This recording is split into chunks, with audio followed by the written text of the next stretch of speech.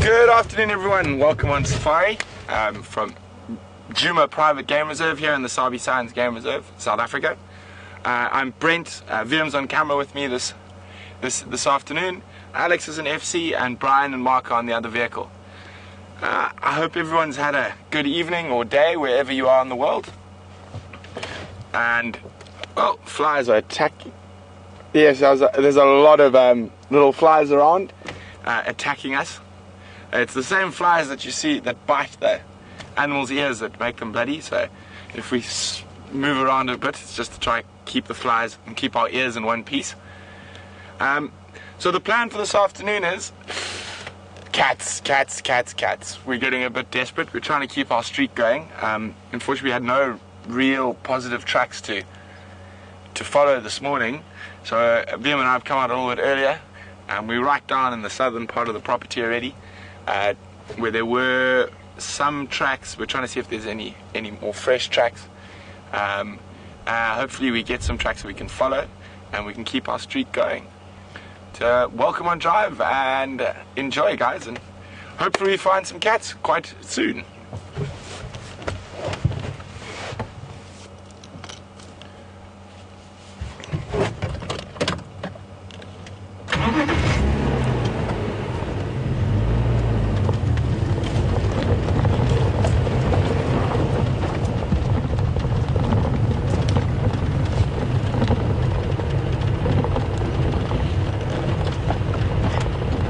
The flies are a small price to pay for being able to work and live in a place as wonderful as this.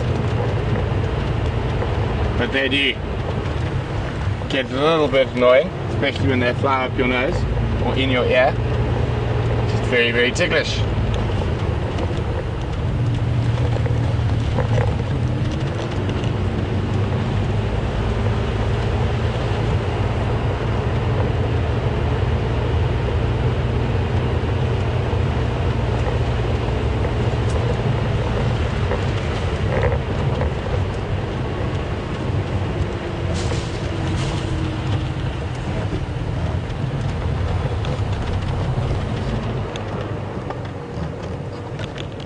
It's been a stinker of a hot day.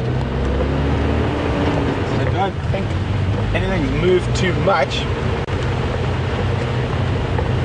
Good afternoon, mobile stations. Oh, here's a GNU. A single wildebeest bull in the shade. Clever boy.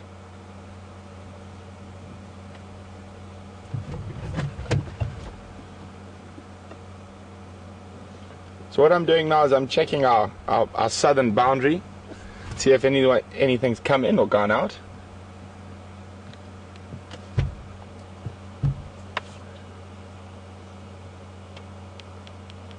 And you can see the flies all over him as well. He's just a little bit better equipped. His ears can move to keep them off, and he's got his tail as a large fly swat. I wonder what he's looking at.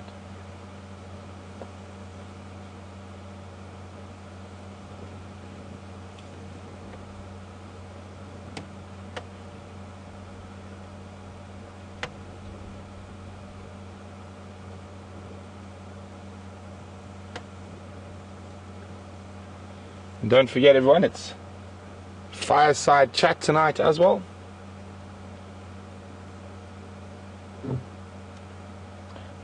But before then, if you have any questions, you can send them in on email to questions@WildEarthTV, or just use the hashtag SafariLive on Twitter.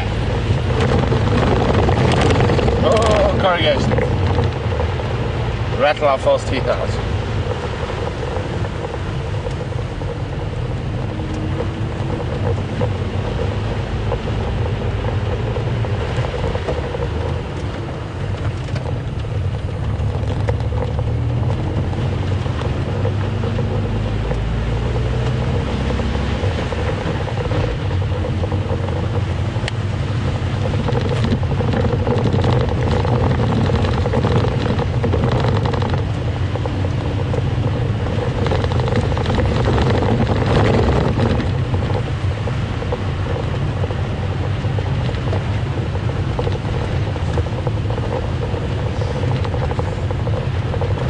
type of heat,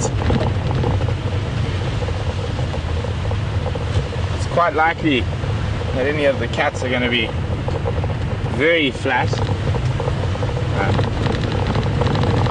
More likely that the leopards will be on the ground in some thick shade. Another possibility, they might be up in a nice big marula tree. There's a little bit more breeze higher up, so if they get very hot, they will climb up to just take advantage of the breeze.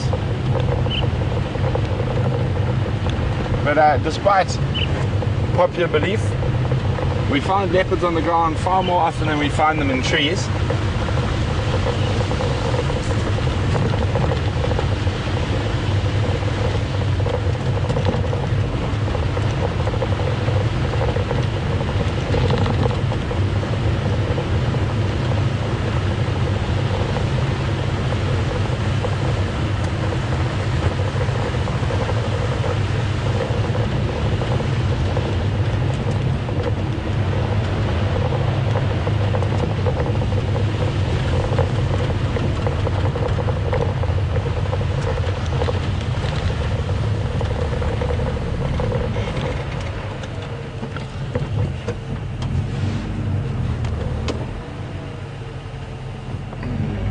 That is not good news.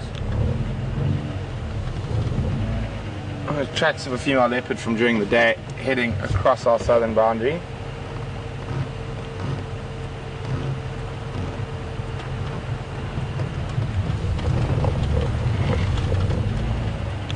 So I just want to check this old quarry over here, and then we're going to come back in and head towards Treehouse Dam.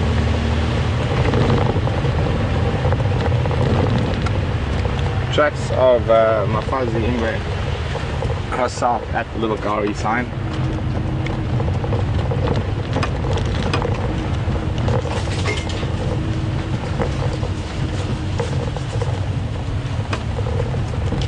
Sometimes these funny little places like this is an old quarry from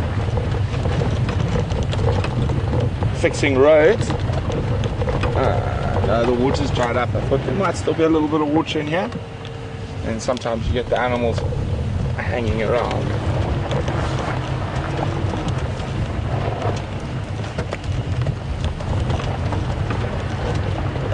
Oh, let's check towards Treehouse Dam.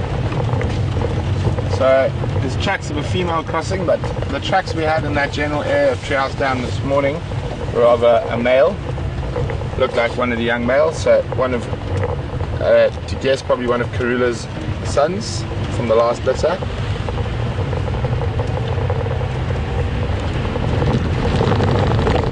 Hot as Hades.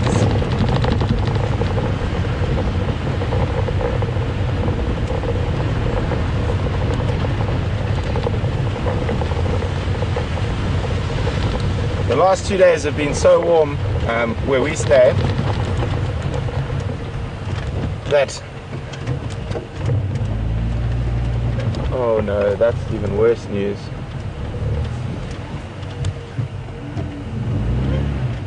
No, it's a hyena. Haha, what's wrong? That during the day, which is when we normally rest because we're up very early in the morning, so our nap time is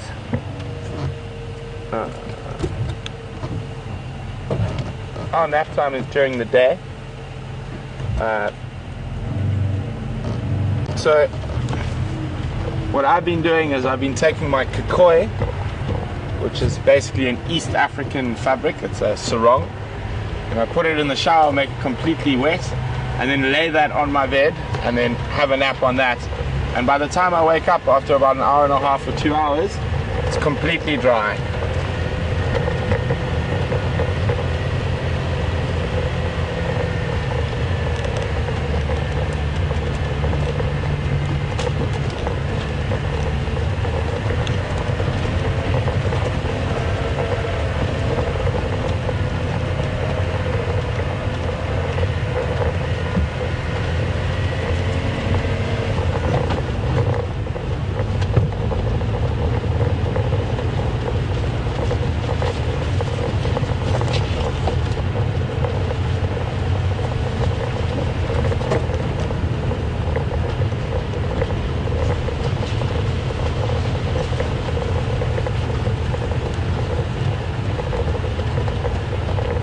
So you can see the leaves are starting to change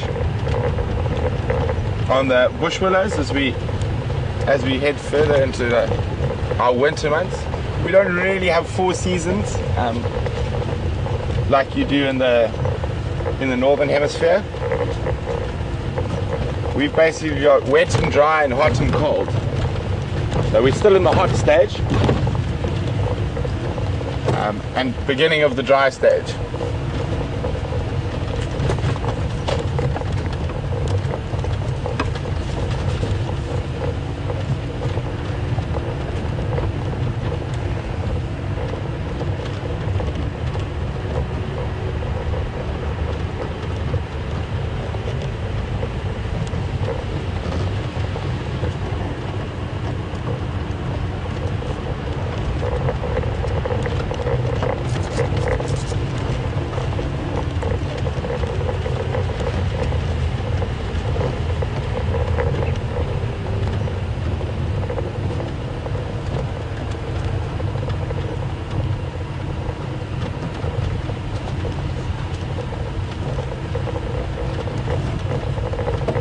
It's so still, I can't even hear a bird. Have you heard a bird yet, Fam?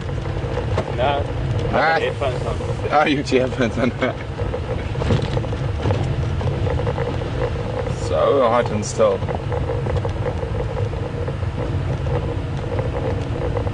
Now we're approaching Treehouse Dam, which is a favorite hangout for this general area for leopards on Djuma. And we did have tracks in this area this morning. They weren't quite fresh, they were from early last night. And we've seen how these leopards can move, which makes it a little bit more difficult to follow.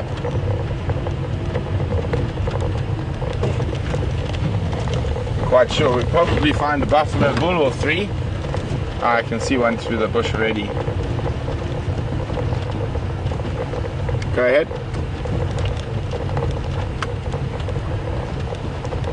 Go ahead, Mark.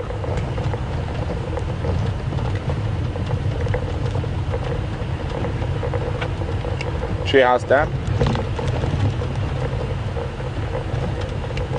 Plenty buffalo, plenty flies.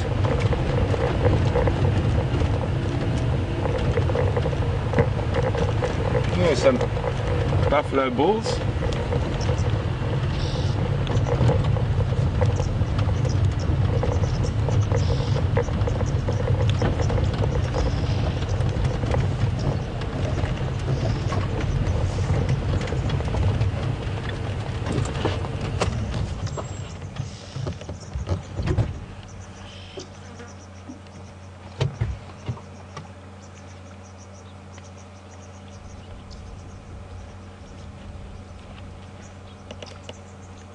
So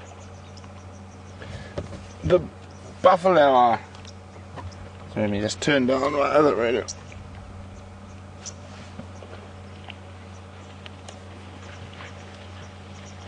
Oh,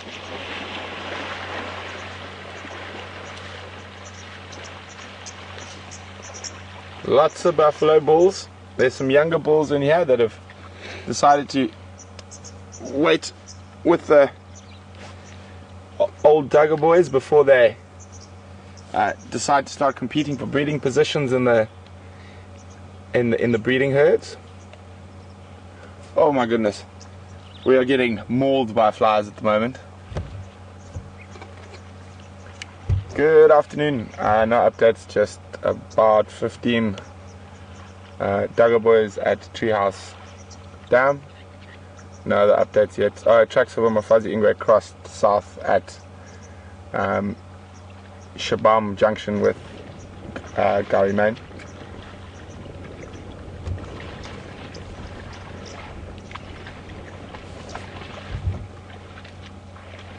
So we're not going to spend too much time here, otherwise we'll go mad.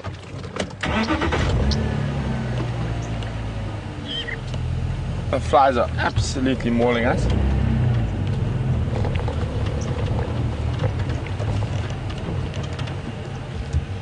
Seems like every time we drive past these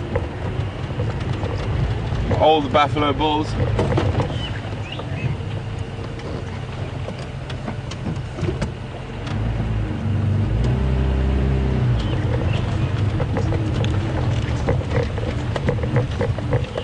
Oh, we've got a traffic jam in front of us.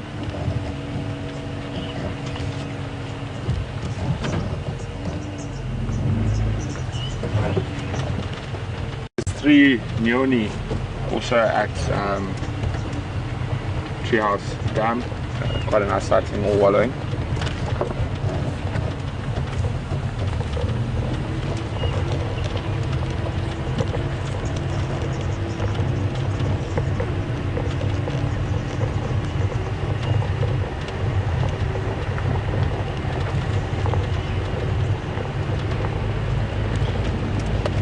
Good afternoon, Jim from Connecticut. Welcome on Drive with us this afternoon. Jim would like to know how cold is our cold stage, so our winter months. So the coldest is probably June and July, or May, June, July.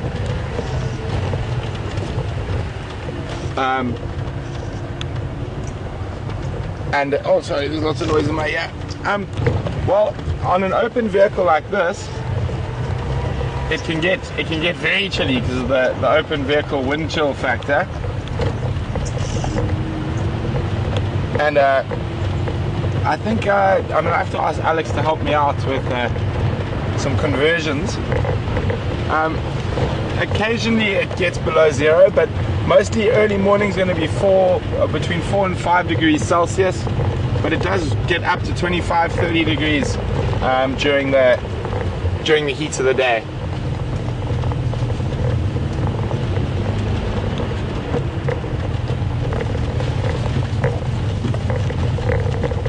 So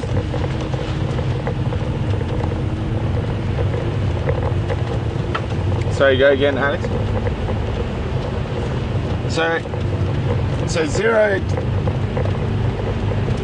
is 32 and 5 42. Sorry, 0 is 42 and 5 is 44 degrees Fahrenheit. 0 is 32 and 5 is 42 degrees Fahrenheit. So must remember also we're in an open vehicle, and 25 is 77, so it goes up to about between 77 and 80 during the day. But that early morning can be killer. I mean, I normally, when I used to guide full time in these reserves, I literally I'd have long johns on, a pair of long pants, 2 pairs of socks, shirt, 2 fleeces, jacket, small gloves, and then skiing gloves on top, scarf, balaclava, and a beanie. I really don't like being cold.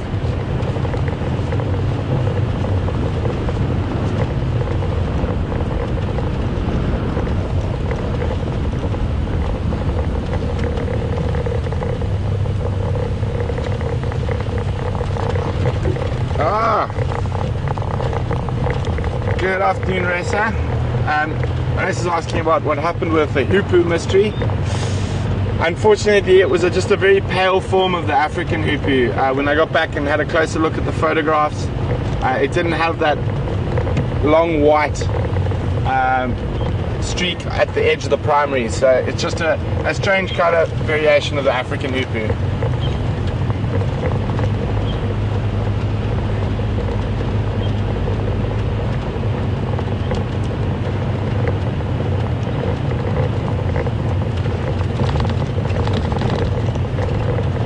We're going to cross across to Mark to say good afternoon.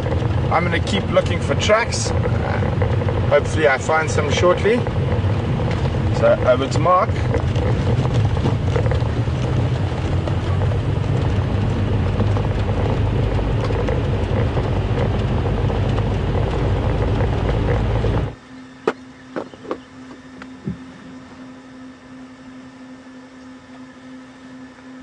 Sunny Sunday greetings to the world, and welcome to this little patch of Djuma Game Reserve here in the Sabi Sands this afternoon. My name is Mark.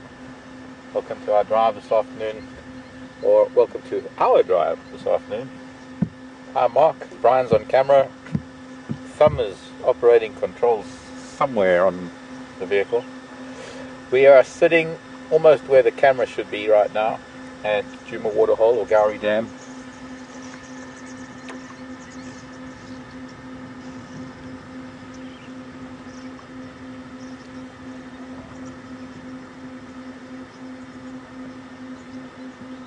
And quite typically for the afternoon buffalo, we arrived here, there was a family of Inyala that came down to drink. There was a huge herd of impala here. We've also been watching probably the last of the woodlands kingfishers that are here, 2 of them that have been having a bath. There's one still sitting over there in the weaver's nest. Actually no, there are 2 of them there now. So there have been 3, because one flew away. One flew quite far away. And they've been having a bath. They are not as vocal as they were in the height of summer. In fact, it's the time now that we're going to be finding that. Also, behind the weaver's nest, can you see them, the impala? Some of the impala still on the dam wall. But we're going to be losing the woodlands kingfishers soon. So it'd be nice to sit here and watch them, especially because we've got this late afternoon light. And they've been sitting on the dead tree past tense, except for one in the weaver nest tree. Buffalo doing what buffalo do, and we've got a couple of hippo that are here. There's also a very tiny baby, and I showed Wiem this morning. Was it you? I was with you this morning. I showed Brian little hippo tracks this morning coming towards Gowrie Dam, and they're hippo tracks that are about the size of lion tracks, and it's that little child that just tried to climb on top of its mom's back a minute ago. So we'll have a look at that. I thought, being a hot afternoon, it would be nice to just sit here at the dam for a little bit and just take a breather from the driving around that we do and actually have a look at what we might find, all the different species that we might find.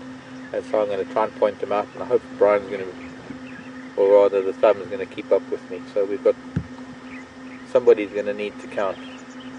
There is a, actually I don't know what the collective term is for terrapins. There's a terror of terrapins in the corner of the dam below the weaver's nest and the dead tree. What they're doing there, only the terrapins know. You can't, sorry Brian, I know you're going to the hippos to see little ones. We're going to get there, we're going to pan. We're going to start from these children and we're going to go left for now. Come back again. There's a hippo that's trying to dislodge a terrapin off of its back, but we're going to come and see that shortly. Terrapins, I think I don't know what they're doing, maybe they're filtering algae or something, but they're all behaving the same way. They're swimming around, opening and closing their mouths. Rather unusual, never seen that before.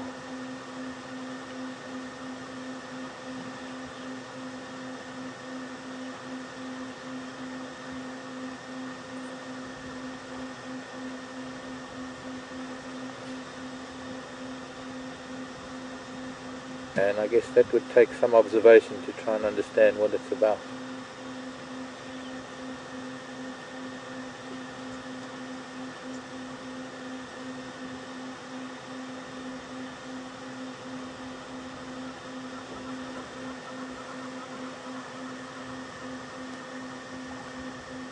As we come left, hot and tired buffalo. You can almost see the clouds of flies that are hanging around him. Fortunately, I don't know whether it's better to sit close to them, that the flies prefer them to us, or whether we sit here close to them and we get some of the flies. But I don't know, having sat here close to them, I think I've got fewer flies bugging me right now.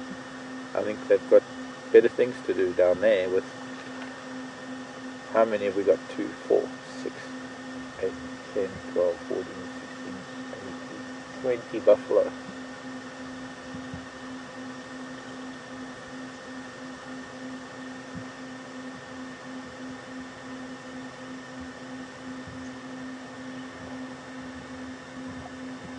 So the first glance at a waterhole, and that's what we have. What was first an island, slowly becoming a peninsula. Oh, I forgot to mention the red-billed oxpeckers, which was another species of bird that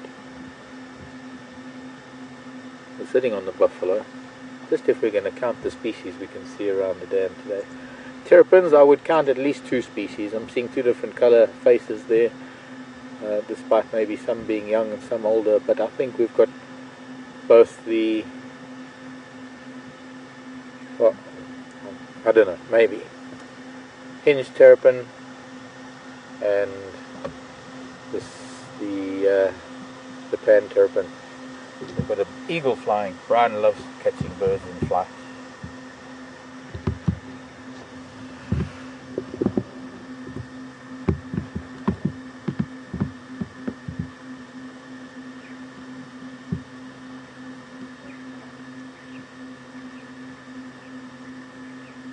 Wow, bird with a very full crop.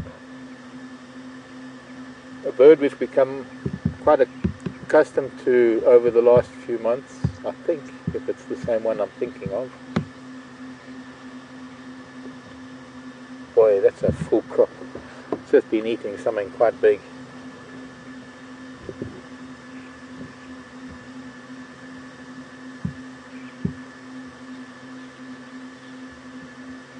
It looks to me like the pale Wahlberg's eagle that we've had here. The tail looks a little bit broad at the moment, but that's because he's turning. Tail not quite long enough for a Wahlberg's though.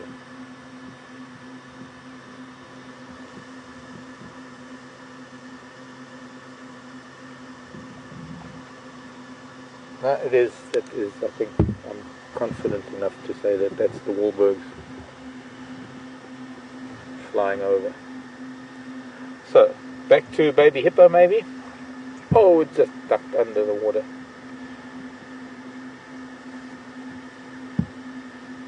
It won't be down for long.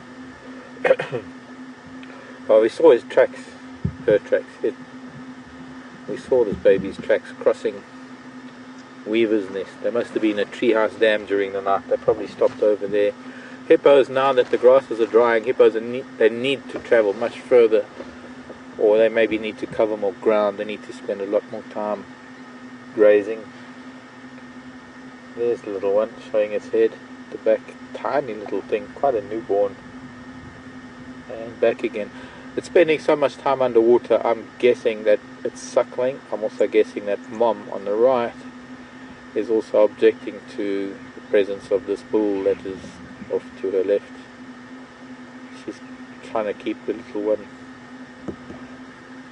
This is our Roman hippo that's had a baby. I don't know why I did call her that from along there. Look at that, coming up to sniff the terrapin. Look at that. Babies, doesn't matter what they are. They could be any animal and they are just too gorgeous. They've got to test everything.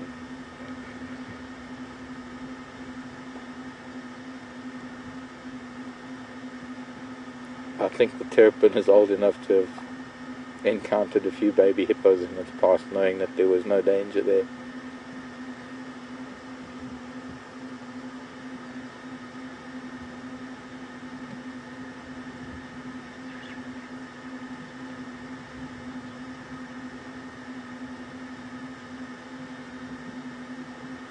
Little bit of interaction with the buffalo on the left, going from the hippos. One that stood up, who I think he wants to... Oh, he's lying down again. I think he wanted to get in the middle of them all, because I suppose he who's in the middle gets the least flies. It can't be easy being a buffalo. You might be big, you might be invulnerable to most of the predators, you might have this wonderful big set of horns, but you are also the kind of animal that insects love. If we were to come to the forward part of the dam though, I have to tell you that this bull, just looking at him, is probably one of the biggest bulls. I mean, horn wise, the width of his horns, you can see from the back here, he is kind of a bit of a monster. Definitely a very big bull as far as his horns are concerned. Horns, of course, that mean he's a very big bull in body. We would have to be able to look at that if they were standing up and see how deep the chest is. But Very big set of horns on this bull.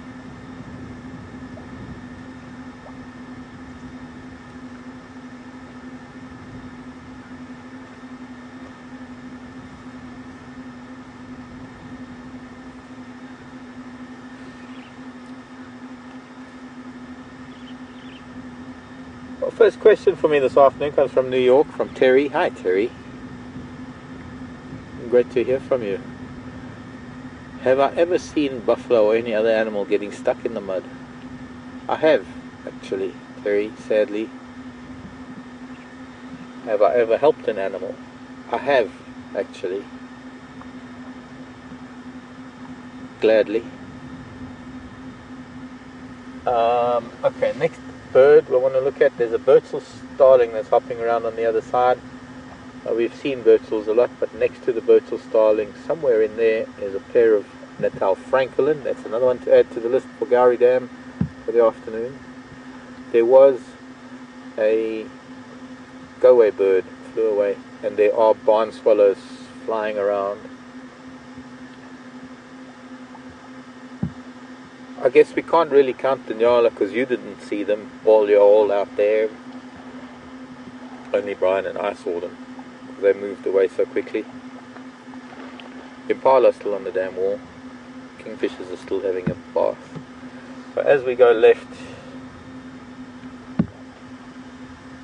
past the buffalo, pretty hard to see any. There's a heron, there's a grey heron. Find the heron, win a Datsun.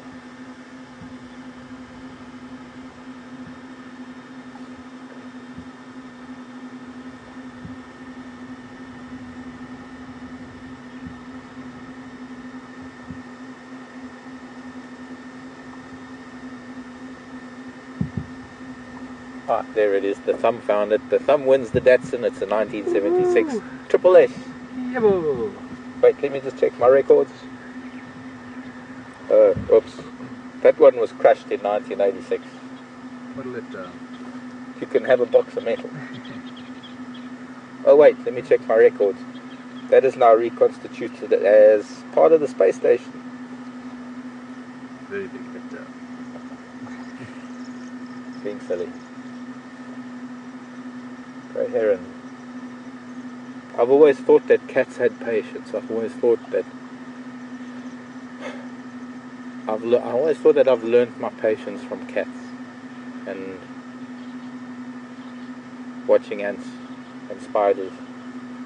But I think the heron and the egrets, I think they are some of the most patient birds on the planet, or the most patient beings.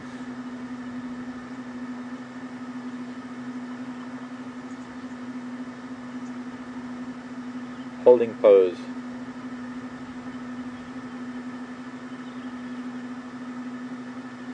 Mostly because it's probably got a frog in its sight. A little bit far across the end of the dam, so I hope you can see it. But I think it's time to move on. It's time to move up to maybe Buffelshoek Dam. Let's see what's happening now around another body of water. And maybe I can pick up some tracks of some other animals. I want to find a giraffe. And there have been some zebra and wildebeest tracks around. There is a wildebeest on quarantine, but he's been hiding mostly during the day deep in the thickets because it gets pretty hot. And well, there have been a few zebra around, but it's time to go and see if we can find some tracks of a giraffe and track a giraffe.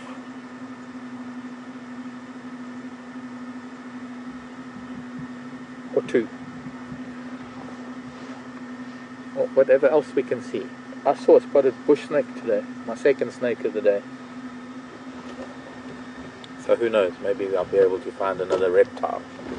We don't get to see many reptiles. Bye bye baby hippo. Last minute look at baby hippo resting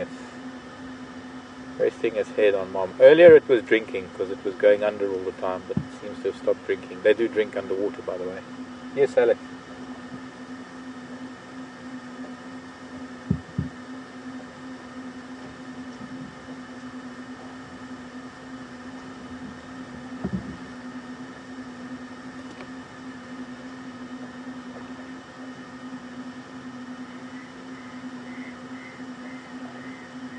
Here's a very interesting question from Kathleen. Kathleen was saying, are there other areas, other places for them to drink? Because we never get to see the smaller antelope drinking, bushbuck and steenbuck, etc. The dams that we have, that we visit, Kathleen, are the dams, the only water sources for the animals here, apart from during the summer months. There are lots of little mud wallows and water holes that fill up, natural pans that fill up during the heavy rains. We've just had a very unusual rainy season that those pans that ordinarily should probably still have water in them now, most of them are all dried up. So at the moment we're experiencing what we would normally be seeing about 2 months down the line, I would say, because everything's happening a few months earlier. Bush is getting yellow, the dams are drying up, the mud wallows have dried up. Ordinarily these buffalo would be spread out over dozens and dozens of tiny little mud wallows. They're not here for the water, for the drinking of the water, they're here for the mud and the coolness of the water, and a little mud wallow would be just fine. It helps them to keep the flies away. We won't really see steenbuck drinking because they are not water dependent antelope. And very, very seldom that you will see steenbuck coming down to a water hole to drink. They get enough of the moisture from the vegetation that they eat. As for bushbuck, they are very shy. And bushbuck, much like Inyala, much like Impala, in fact, a lot of animals, drinking is when they're at their most vulnerable. So when they come to drink, you'll find that they'll spend very short amounts of time down at the water. They'll come down, they'll drink, and they'll move away into cover immediately, because it is just really not in their best interest to hang around too much down at the water, unless they know it's pretty safe. And of course, the more animals there are, the more eyes and ears there are, so obviously the safer it is.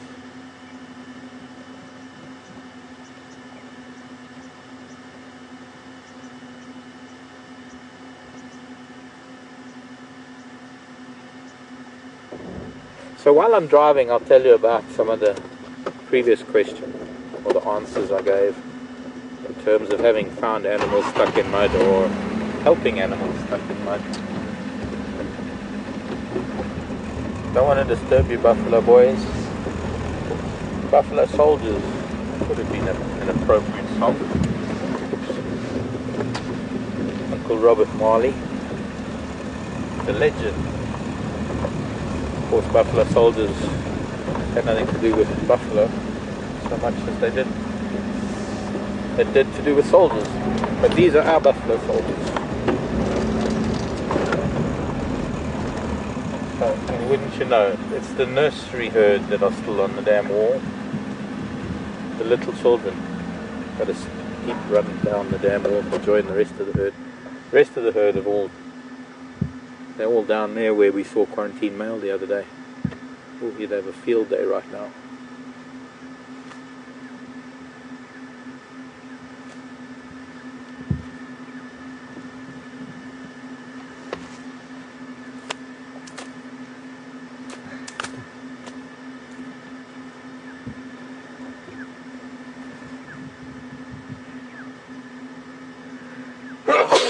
Bless. Bless. Thank you. Excuse me. Little boys and girls.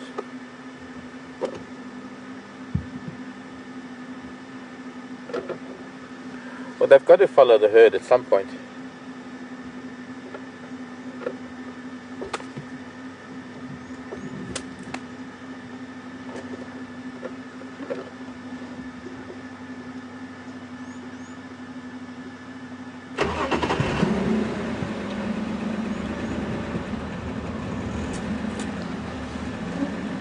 Copy that, thank you.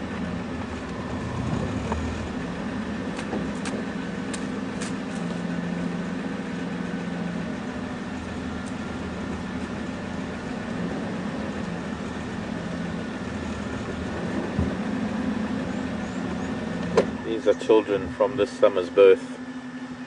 The rest of the family they've all spread out. Some of them just off of the dam wall. I don't want to really force them. They are going to eventually go down there because they have to join the adults. They've got no choice. As you can see, starting to move down now. Little boys and little girls, merely a few months old. The little boys got their little horns starting to grow. They get so proud of them when they start growing. They start sparring and headbutting everything and anything. I think it must be quite cool to have these little sharp points growing out of the top of your head. I can't imagine what it must be like. Look, there's a little boy and a little girl. And up until now they've been equals, because they're about the same size, these two that are left on the dam wall. Well, she's going down the bottom now. But he's suddenly got an advantage, and from a very young age they learn how to use it. They learn that they've got this little weapon, or pair of weapons on their head.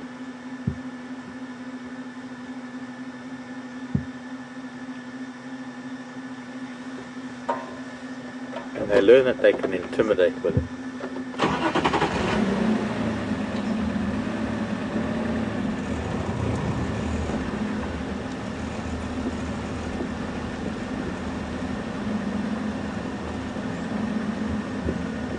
Hello girls and boys.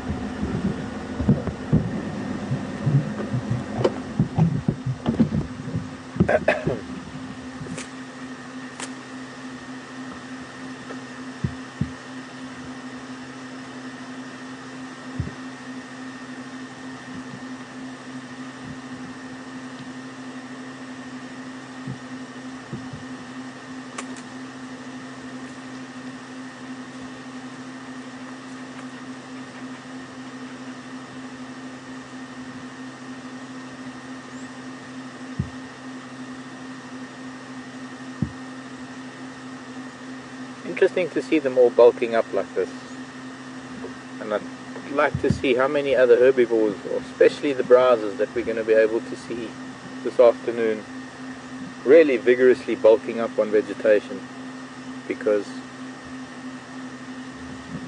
sometimes it's an indication of a weather change, a cold spell coming in.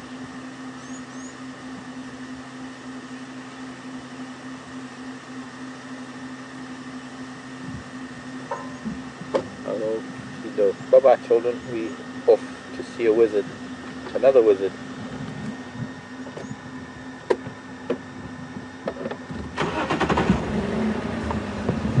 Look at this dude.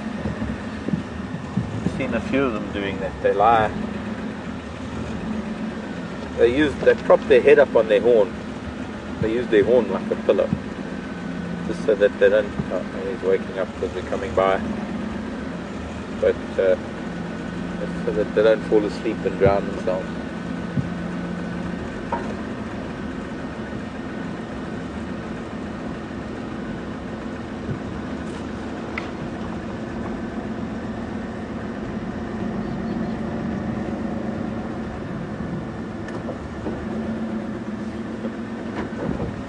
Hi John, how's Connecticut treating you this afternoon? Oh, well, your morning, my afternoon. Buffalo, are they regulars? It seems that they might be easy pickings for lion without the herd. Quite not really, John. Actually, with a big herd of, well, a big bachelor group of buffalo such as they are, they'd be a formidable force on their own. They don't need a herd. A bunch of big bulls like that, lion would probably think twice about trying to single one of them out, because they don't come to each other's rescue. So whilst they might be vulnerable, somewhat vulnerable, not being in the herd, they're pretty safe.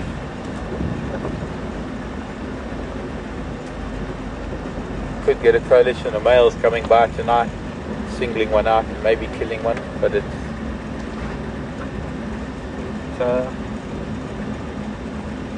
how things work.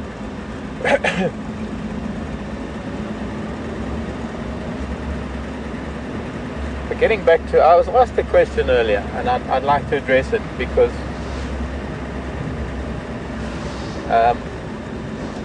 think I gave a very good answer there, and it begs further explanation, I guess. I have been in places where rivers recede, especially in the dry season. Lakes have receded and left animals stranded and left animals trapped.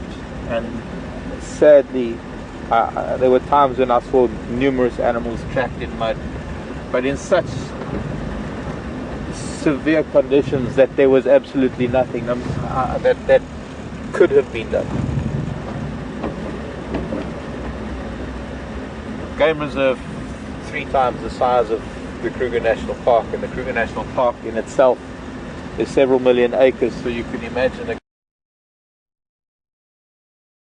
acres of wild wilderness area and these vast lake areas.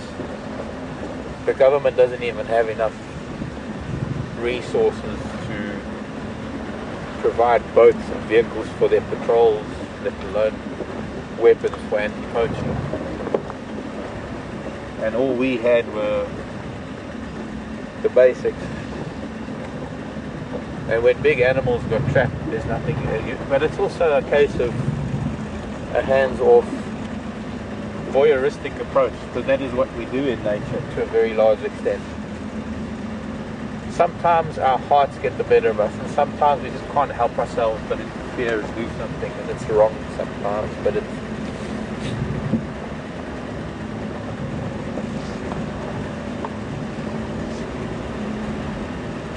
becomes a debate in the head and the heart and the mind of whether you'd rather live with interfering with nature or live with the heartbreak of thinking that you could have done something and not doing anything.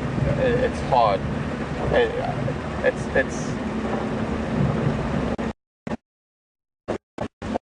you have to acknowledge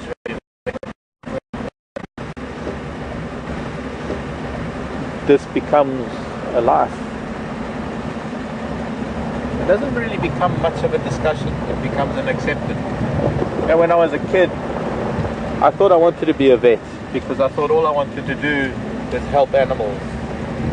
And then I got my heart broken so many times because I lost animals that were so dear to me that I thought, how could I ever become a vet?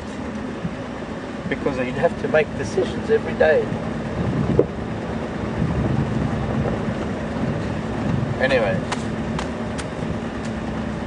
there have been a number of places that I've lived in Africa where wildlife is on a scale somewhat different to this, and everything is on a different scale. And living on the biggest river in East Africa, with the size of the lakes, the natural lakes, and wildlife that came with it, one had to merely harden up and be the voyeur that we are, because that's all we can be as human beings. We can only look at nature, we can only study it from a distance. We've become so separated from it for so many years, so many decades, centuries, eons, that we can't even begin to understand anymore what it would be like to be a part of it. And it's sad that there are civilizations out there that are still living like that, and we are slowly helping them lose it by forcing them into the Western commercial world that we live in. But I've come across animals that were stuck in mud, and I think having lived in these places and been able to see the processes and everything else that takes place subsequent to those sad events, brings a little bit of understanding, because you learn that there are certain things that need to survive and can only survive by that very misadventure of something else. That is how nature works, is that sometimes one animal's misadventure becomes another animal's advantage and success in survival. So there have been times when I've just had to accept. There have been times when I've found things and it's been grateful. I've been grateful that I've found them post-event where I found animals that have been trapped and nature has already taken its course. And I thank my lucky stars that I wasn't at that particular spot a day or 2 days or 3 days before, because I don't know how my heart would have handled it. Especially the likes of baby elephants or adult elephants, or, well, why do we have to distinguish a species? Any animal that has to struggle. I'm constantly taking things out of swimming pools. I'm constantly saving creatures from water. So whether it's a dragonfly struggling in a pond or an elephant getting tired in the mud, ultimately we won't go there. Just once, I found a baby wildebeest. The herd they weren't far away. In fact, I'd just seen the herd leave the dam. Rafiji River in Tanzania. There was a baby wildebeest, was stuck in the mud. I thought, well, it's small enough, I can get in there, I can pull it out. And it took me a couple of hours. I nearly got so stuck in the mud that I couldn't move, and I realized by experiencing that moment what it's like to be stuck in mud, because I was down to my, I guess you could say, my waist almost, and that clay sucks you in, that you can't move. You cannot move a muscle. You can't get air in there, you can't get water in there. It is impossible to get out, and I had to have the vehicle pull me out.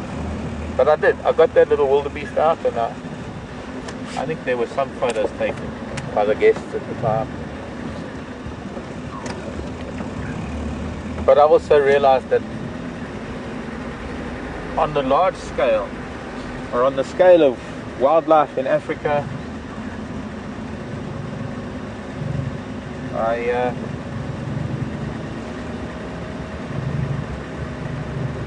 I have to take a back seat. Nature and wildlife has to go on without me. It has to a large extent, look after itself. It has done for millions of years.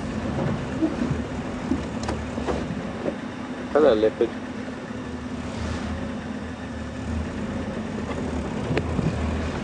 I think Alex is trying to get me, huh? No.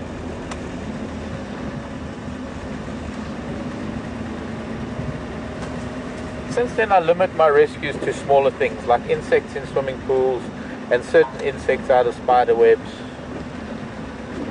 If I find a jewel beetle in a spider web, I'll rescue it because they're endangered. I took a dragonfly out of a spider web recently, only because the spider wasn't going to get it the way it was stuck.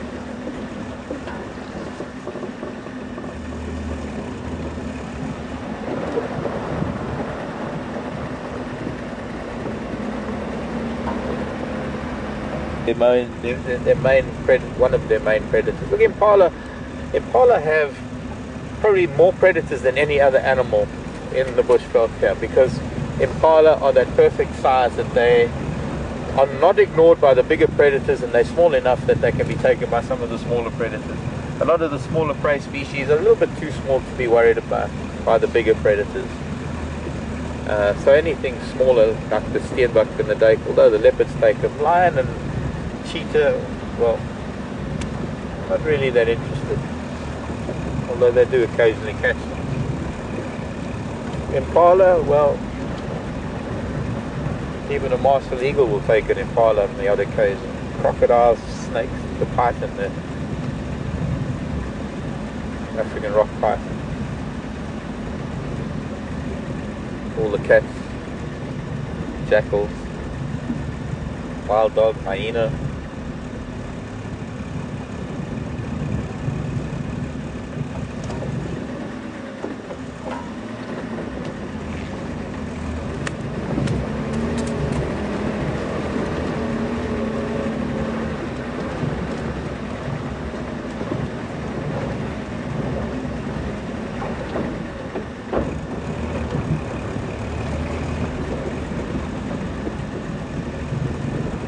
One of the other defenses that Impala have is their flag signaling, their ability to maybe, if they're lucky, distract the predator when it is hunting.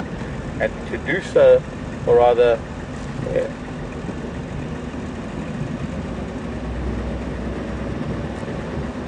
when one looks at how they use their tails and the white underneath their tails, and the way that they run, the way that they start, as it were, the special type of running that they do when they're giving off alarm pheromones. Sometimes the very fact that they are running the way that they are running and flashing their white tails, that in itself can be considered a defense, because they could distract the predator by flashing that white tail. Oh, there's nothing really white out here. One of the reasons, please, if you're ever on safari, please don't wear white. I know it's probably one of the coolest colors, and I don't mean cool as in hip, I mean cool as in temperature. But don't wear white. It's probably it's a warning color. It's a flash. It's not the right thing. Here's some nyala. It's a big nyala bull too.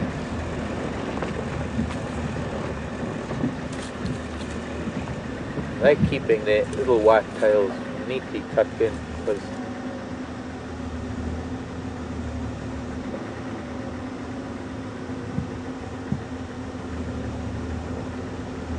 the females have gone a little bit too deep.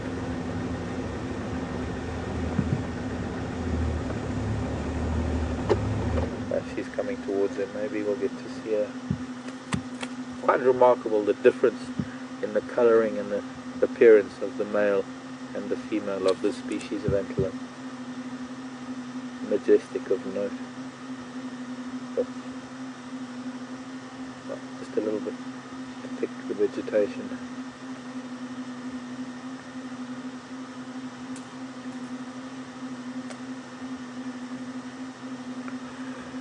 No matter what predator it is, whether they're hunting as a group or whether they're hunting singularly, when a predator is hunting, it has to aim for an individual and hope that it's going to focus and only focus on that individual.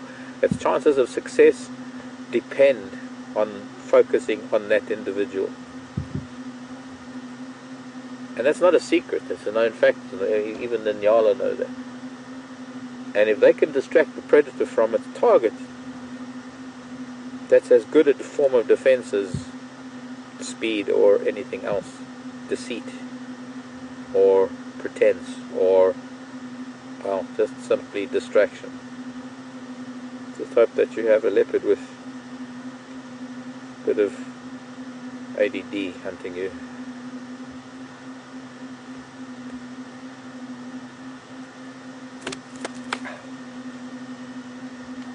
Don't know how I'm going to get a better view of these children, because it's pretty thick in there. There we go, a little bit back. No.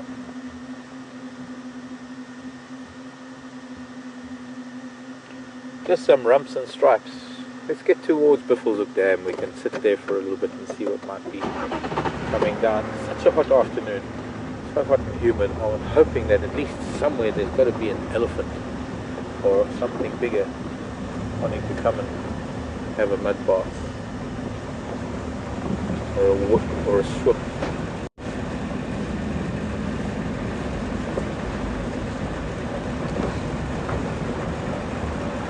So in escaping a predator, impala flash their tails, their little white flag of fur underneath their tail, and that in itself is enough to deter a predator if it were to happen really close by. Other defences, well, they are known to turn and face their predators, and that's as good a defence as any for anything really, because predators are not that inclined to attack if they're facing their prey, or if their prey is facing them.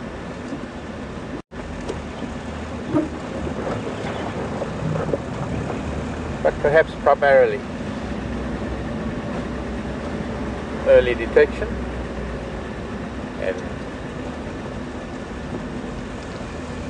a hasty getaway.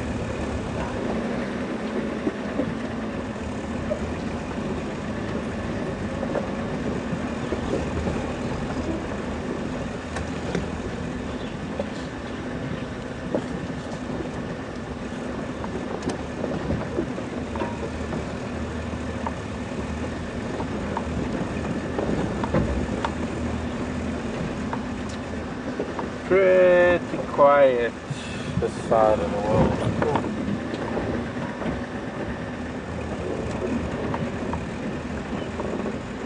Not even a hippo or a buffalo. It's rather strange actually.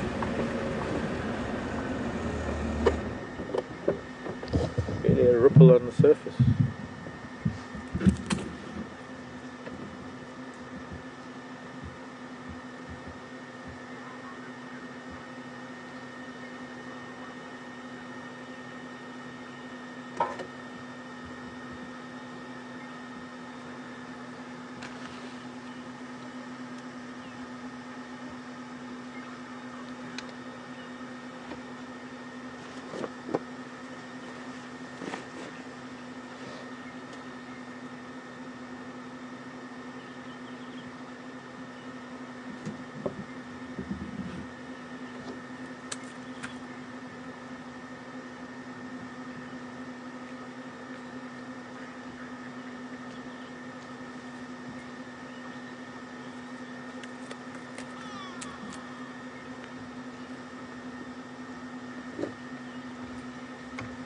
Brent, come in.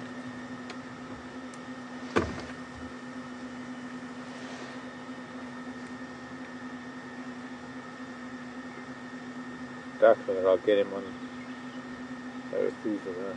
Brent, come in. Way too far away.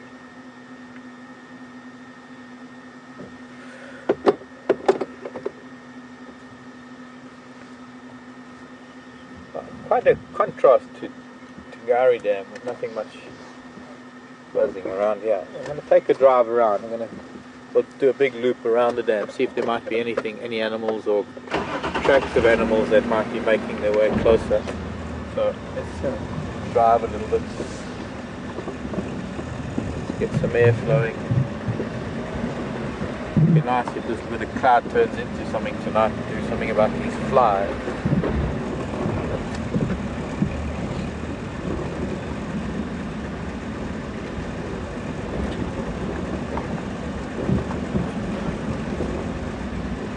Oh, another Nyala bull. Hello, man. No.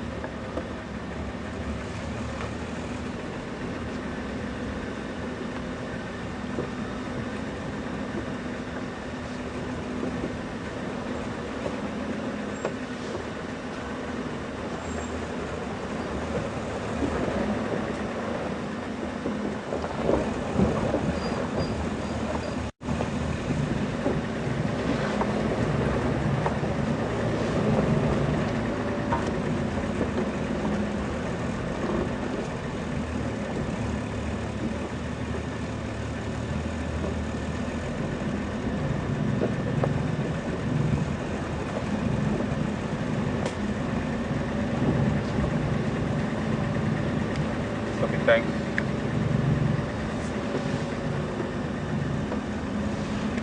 Brent, do you copy?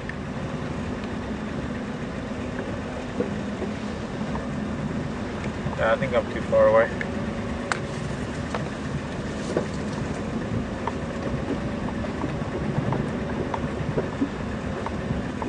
Okay, no problem. No, I won't get him on arrow food. They don't have a repeater.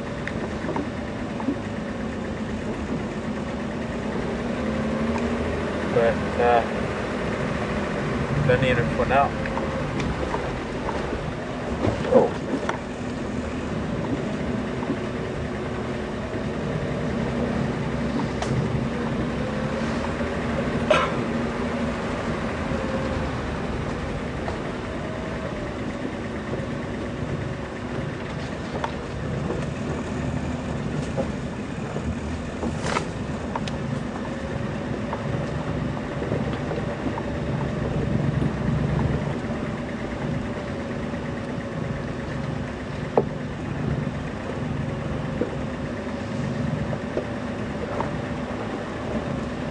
question coming in from North Carolina, and from Cheryl. Hi Cheryl. What other predators are out here that eat meat? Other than the lion, of course. Lion, leopard, cheetah, Cheryl said. Wild dog and hyena. Other than those, what other predators are out here that eat meat? Well, Cheryl, there's a whole host of smaller predators that eat meat. Where shall I begin? Let's go from the cheetah coming down in size in the cat family. There are serval and caracal, which is what we call a lynx. There are African wildcats. And while an African wildcat might look like a tabby to most people, it is an indigenous wildcat. It is something that's been part of Africa forever. In fact, probably the kind of cat that the Egyptians brought in to control the mice in their great stores. The origin of most cats, African wildcat. Smaller than that, the black-footed cat, small spotted cat. Two very small cats, other than the African wildcat. And then on the dog side, from wild dog coming down in size, there are two other dogs that we get here. One of them is the side-striped jackal, and another one is the black-back jackal. They're a little bit smaller than your coyote, but kind of perform the same kind of deed, function, occupy the same kind of niche as a coyote.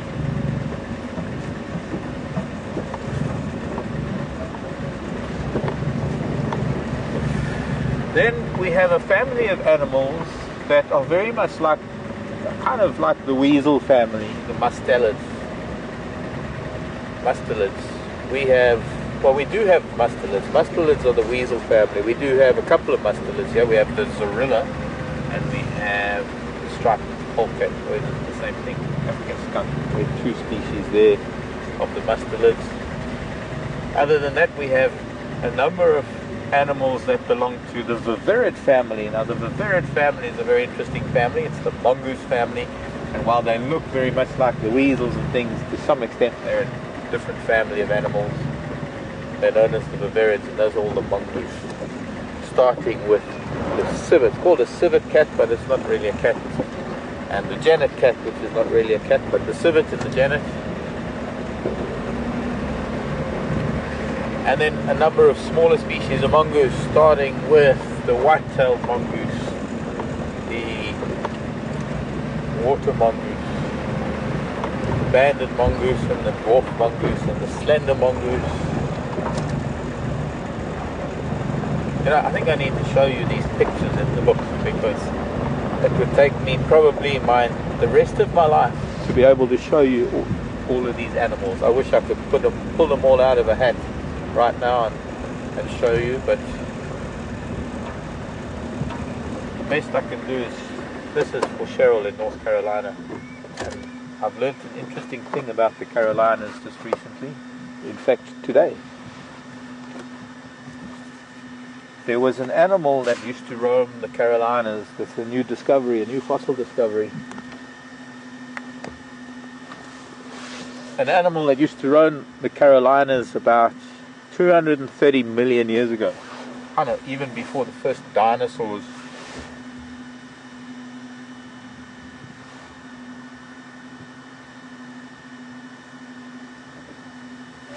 Sorry, turn the radio down. It was like a terrestrial crocodile. That super thumb.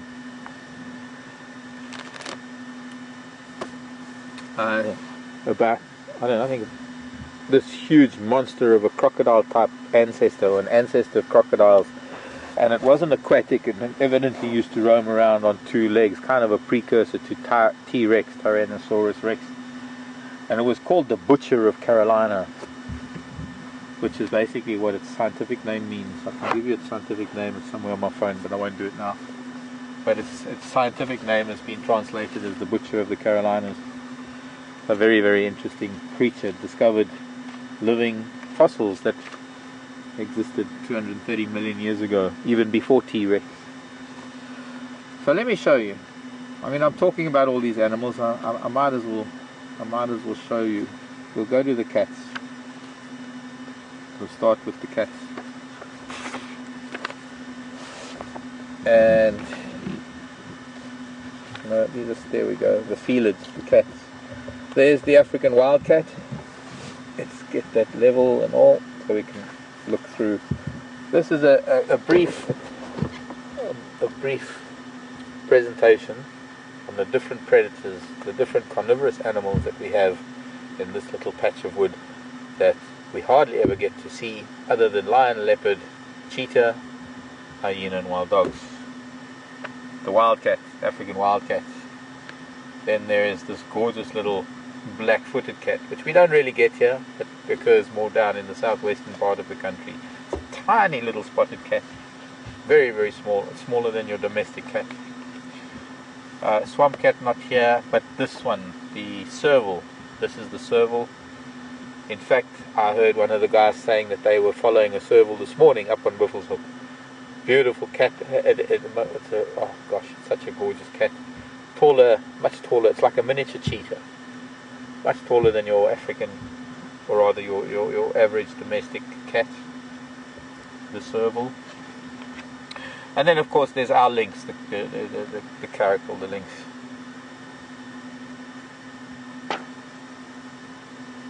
This is the golden cat we don't get here. That's in West Africa. And of course the leopard. So that was the cats. Let me show you the dogs quickly. Carnivores. We're talking of carnivores. Go back to the dogs. Mustelids and viverids. Here we go. The dogs. The Canis family. The carnivores. Go away, flies. I'm busy. Please. But the different families we're going through them all. We don't have the golden jackal. This is the side-striped jackal. We do have the side-striped jackal. We've had them on quarantine. There was a pair of them that were denning on the airstrip at Arethusa. We were seeing them throughout the summer. We haven't seen them for some time, and we occasionally see them coming through. I've got them living at my place at home.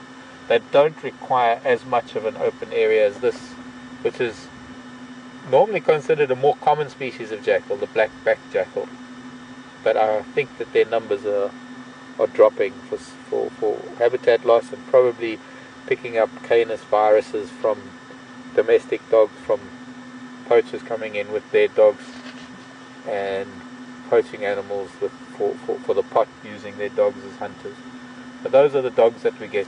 We don't get, that's the Ethiopian wolf and the red fox, which is an introduced species, and other foxes. Of course, the most beautiful of all the foxes, which we don't get here, more in the dry western parts of the country and up in East Africa, which is a really gorgeous little animal, is the bat-eared fox.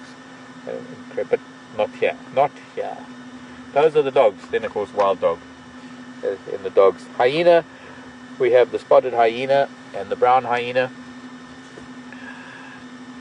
and I would say that there's been maybe 1 or 2 sightings of brown hyena in the last 30 years, so we can't really consider it. Now we're at the mustelids. These are the weasel type animals, because strangely enough we do have a couple of mustelids that live in this country. Of course, not mentioning those that might have been introduced or might be occurring up in the northern part of Africa, but for those that live here, and here we have the weasel and the polecat, but they're probably over up in northern Africa. The striped weasel and the zorillas. This is the striped weasel that we get here. I've never seen a living one. I might have seen them crossing the road. I've only ever seen, sadly, numerous road kills, because they are nocturnal and they get mesmerized by lights, and sadly they get knocked over by cars. I mean, I've never seen one in all the time I spend at night out in the bush. I live in the bush 365 days a year, and I'm out at night all the time. Never seen one of them. And of course the very well known honey badger, which is also known as, or also part of the mustelids. The other one, member of the mustelid family, are our otters. We only have the Cape clawless otter, or the African clawless otter, and there has been footage of them at Gowrie Dam in the wet season, and we have found tracks in the riverbed, but very, very seldom. Of course, they're mostly eating fish and mollusks and things in the freshwater ecosystems. I don't think we'd get any of the other otters here. As far as the mongoose are concerned, that is the group of animals that look, to some extent, look like the weasels, but they're different. The dwarf mongoose. We don't get the small grey that's down in the Cape, and we get the slender mongoose. This is the banded mongoose. That's the suricate, the meerkat. We don't get it here, but we do get the banded mongoose, a little bit different. None of those. Those are all other parts of Africa. Mellors, maybe. Doubtful. I've never seen a Mellors mongoose, but there are supposedly some of them here in Kruger. But one of the nocturnal animals that we are going to try and find when we are out at night is the white-tailed mongoose. Where is a picture of it? Could be this one that they call Jackson. I don't know. Then I could go on all afternoon. There are a dozen shrew species that are considered insectivorous, but I guess because they eat insects and they don't eat plants, they could be considered carnivores. Well, they are carnivores. They'll eat small snakes even.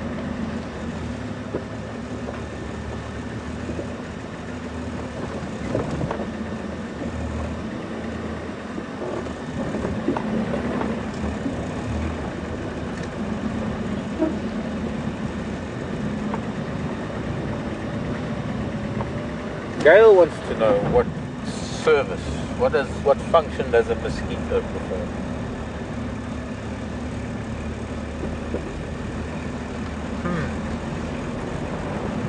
Always get these questions. The animals, the things that we find so pesky is that sometimes it's hard to believe that how could they possibly perform a function?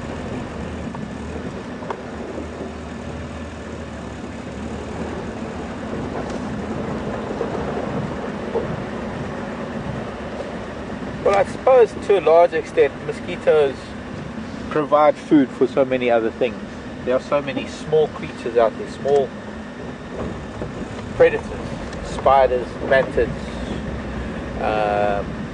fish, frogs, lizards, geckos, gosh, there are birds. Oh, the list is endless. Number of things that would eat mosquitoes, even the larvae in water. There are a number of things that would eat them. So, therefore, to some degree, they provide food for a whole host of predatory creatures. Big snake across the road.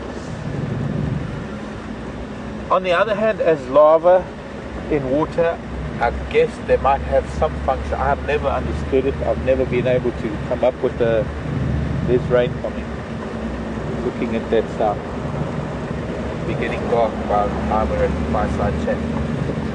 But anyways, when they're larvae in water, I guess to some extent maybe they oxygenate the water a little bit.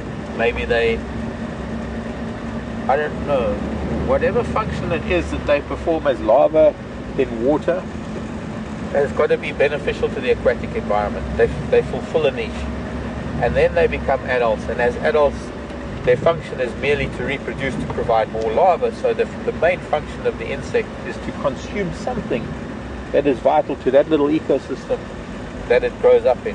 And maybe as adults, apart from their main function of reproducing, they do provide food for a bunch of things. A little bit for some very small things. And when you think of the dwarf geckos, when a dwarf gecko hatches, the egg is smaller than my pinky fingernail for a dwarf gecko. So when that little dwarf gecko hatches, there's not really many insects that it can eat, and mosquitoes are the perfect size. But there, of course, there becomes another function, and that other function becomes that maybe the fact that because it is a blood-sucking animal, its main function is to transmit internal parasites. as hard as that is to believe, because it is through the transmission of parasites into the bodies of hosts that help to establish the host as a viable species within its own niche. And if you look at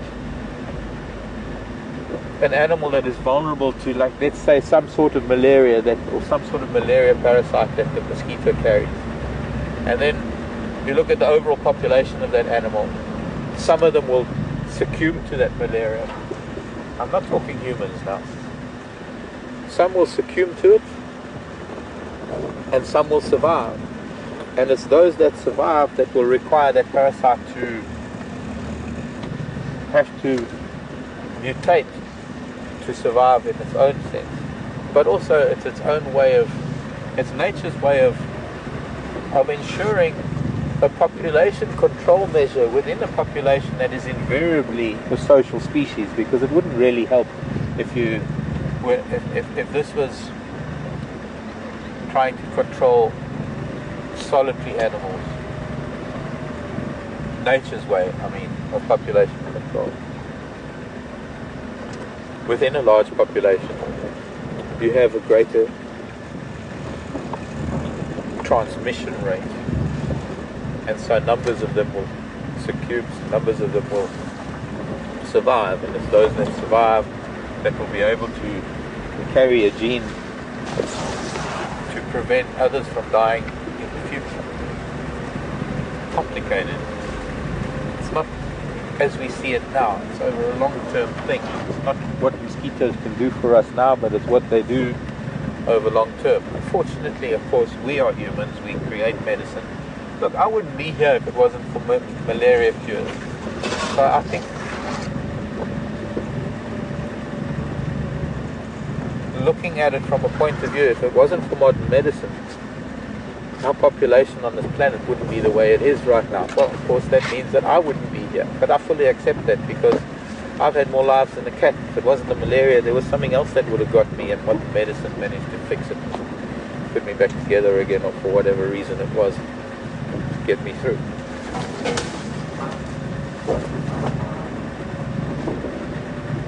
Selection. Whether you want to call it natural selection, whatever you want to call it, it's selection. It's the ability of an individual to survive a setback in its lifetime, and the genetics to be able to help it with that. Yeah, I didn't have the genes to see me through. I had to have modern medicine to see me through all my trials and tribulations. But in nature, it doesn't work that way. They have modern medicine to help out. I'm just taking a look around the back end of Buffelshoek Dam. I remember when the Matriculants killed the buffalo back then.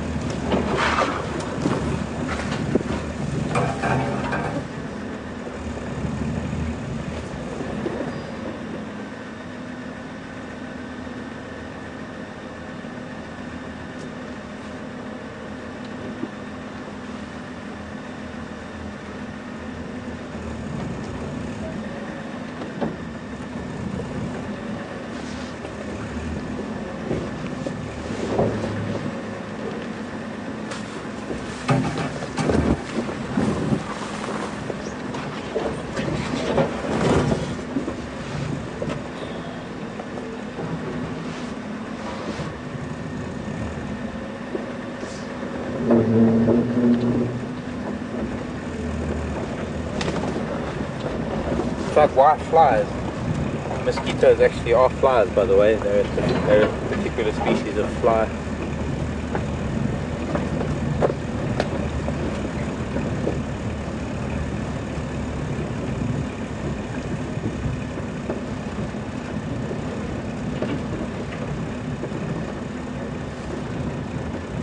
Flies perform a very big function.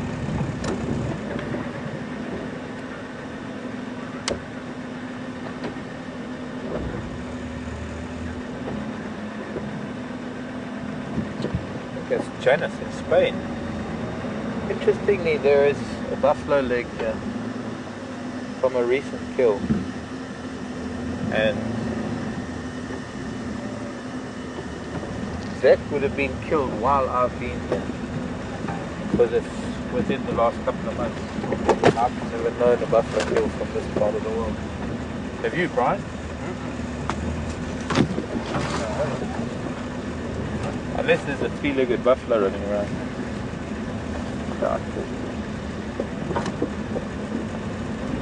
You see these dogger boys eventually, every now and then one of them does get taken by a cat. Janice Spain was asking if I ever seen a wild caracal and where would she have to go to see one of those beautiful cats. They are exquisite cats. I've been very lucky to live in a place where I had more caracal in a few years. Yeah, I think maybe I've had more sightings up there than I've had here. Come to think of it, a little bit drier up there, more grassland. They are grassland cats. Where would you have to go to see it? Well, I think my last caracal was about 8 years ago or 9 years ago. The last time I really had a decent sighting of a caracal. So you could go to any number of places where they are known to exist, and you could spend 5 years and not see one, or you could get there and see one the day you got there. I'll never forget, I was up in East Africa a few years ago and I was guiding. It was one of those unique opportunities that I had to go and do walking safaris up in a national park in Tanzania about 2.5 years ago. A magical national park called Ruaha National Park. And we had some guests who were ex-South African, I have to add, who were living in Holland, and they demanded to see sable and roan antelope because they had read that the Ruaha National Park was one of the few places in East Africa where you could still see sable and roan antelope. And they booked their entire trip based purely on the fact that they knew that those antelope occurred there. And so when they got to the lodge, they demanded to see roan and sable antelope. Now, from where the camp was, to get to any area, apart from the fact that roan or sable hadn't been seen for a year, and while there is a healthy population in that particular national park, they are not antelope that you can say, well, that's where they live, let's go there today. Because they might be seen in one area 1 year, and 6 months later they might be seen 100 kilometers away. And they might not be the same ones. So, I guess, the moral of the story I'm trying to say is that this couple left. They had the most fantastic time. They saw the most wonderful things. But because they didn't get to see roan and sable, and because we didn't make an effort to take them to where they believed them to be, which would have been a day trip, it would have taken a whole day just to get to an area where they thought they were. It's like yesterday, having quarantine mail on that barbecue area at Boyatela Lodge. You know, that's a unique opportunity. What he did there, it's like booking your trip based on that, and then booking somewhere that's a couple of 100 kilometers away and insisting they take you to Djuma waterhole and to Djuma to see the leopard lying on the slab, when it's never going to happen again. Not in this lifetime, I don't think. Expectations, it's all about expectations. You could probably go to one of the highest densities of caracal areas, and sadly, unfortunately, some of the driest areas of the country where caracal exist, they are persecuted to no end by farmers who insist on destroying a diverse ecosystem for the sustenance of a monoculture or a single animal. Sheep farmers and caracal don't get along well, and sadly they trap them and kill them, and they want them out of their farms. And so you find that prime caracal territories, or the prime caracal habitats, are the very areas where they prime sheep. And of course the price of mutton these days, well, sheep farming is quite a lucrative business.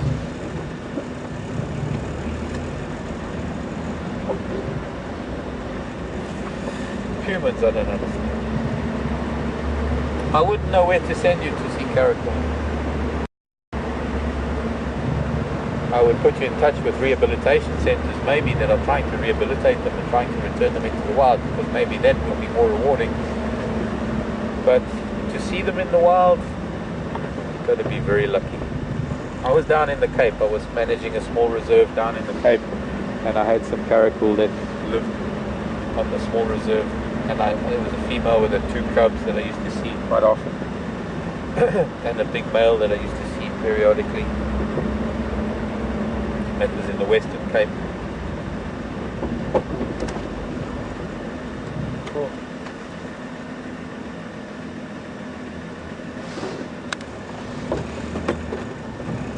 I haven't seen a single giraffe track. My whole mission this afternoon has been giraffe.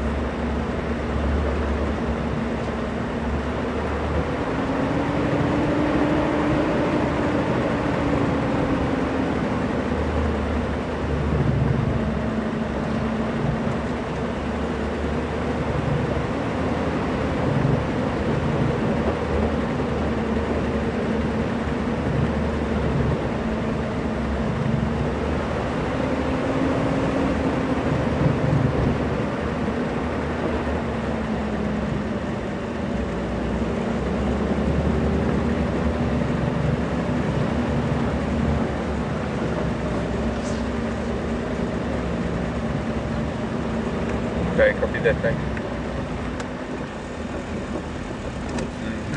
Where they're moving in. Maybe we'll be lucky with some rain. Yeah, because that bank is now exactly where it needs to be, now in the southeast, rather than in the southwest. Might be out to, might have some calming effect on these flyers.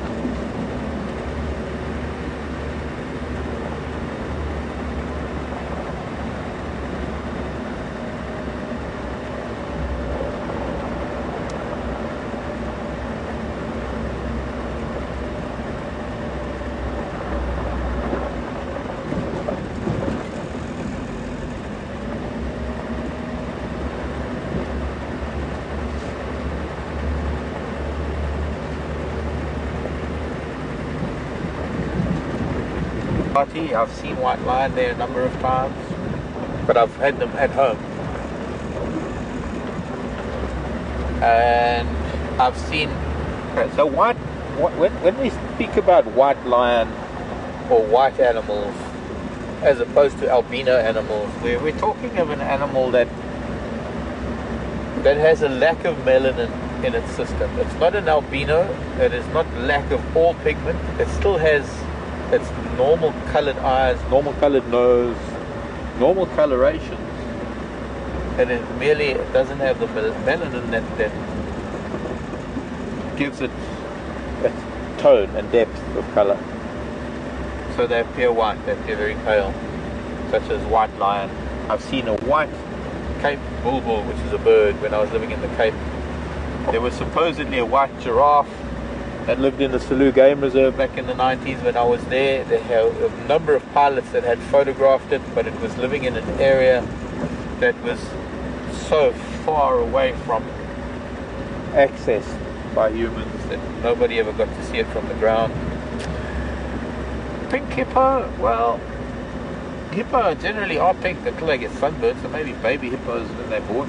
I don't know about pink hippo. I have to look at pink hippo, why pink hippo, but on the black side of things, black impala, I've seen black impala, black springbuck, I've seen, well, when you see an animal that is black, like a black panther or a black leopard, and we were showing in the serval earlier, the serval is another animal that they've been known to be black serval, melon. That is a condition or a genetic throwback called melanism, as opposed to leucism, which is the white. Melanism, where there is a predominance of melanin in the animal. It still has its markings, but its markings are actually hidden because almost everything looks black. But if you saw in the right light, the black impala would still have those lines and all the markings. The black panther or the black leopard, black panther being a black jaguar, or the black leopard still being a leopard, and in the right light you still see the rosettes and the spots. There are a number of birds that are prone to melanism, and one of the birds that's prone to melanism is a goshawk. It's a small bird of prey. Oh, I didn't even get onto the birds of prey. We were talking about meat eaters earlier. I didn't even get onto them, but still, because they're eagles that will kill mammals. But there's a bird of prey known as the gabar goshawk. There are probably is the highest likelihood of when you see a black predator, it's going to a predatory bird, black raptor, it's going to be a gabar goshawk. I think you can get other melanistic goshawks and things, but it's mostly the gabar that is melanistic. You even get melanism in some insects, evidently, although I've never seen one. I've seen many gabar goshawks that are melanistic. Look at that sun. Saturn sunset. Excuse me, Franklin.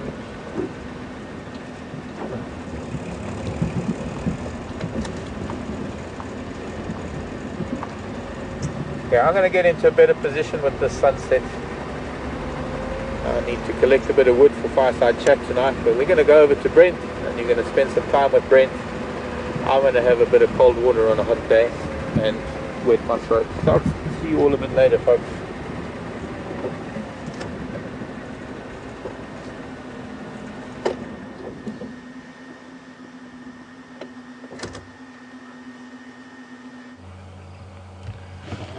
Welcome guys, as you can see I'm quite sweaty at the moment. I've been trying to follow, I'm on Arethusa at the moment. I've been trying to follow up on a Tingana male leopard. From where he was left this morning, I've been walking in a drainage line that comes out of Arethusa, the main Arethusa dam, and found his tracks, followed his tracks, bumped into about 5 hyenas, but no leopard. The last place I had his tracks, I bumped into a hippo out of the water. So I decided discretion is the better part of valor, and it took me quite a long time to work my way around safely back to the car. So we're just standing by at the moment at the dam. We've got some hippos, and off to the opposite side of the dam is where those tracks were heading.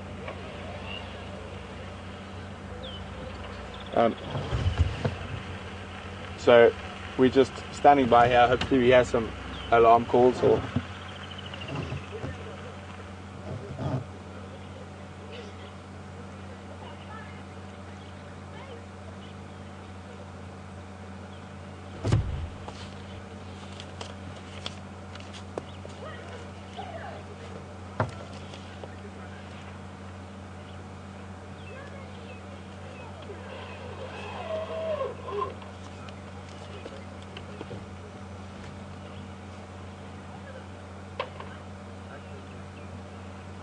oh, I can see some monkeys.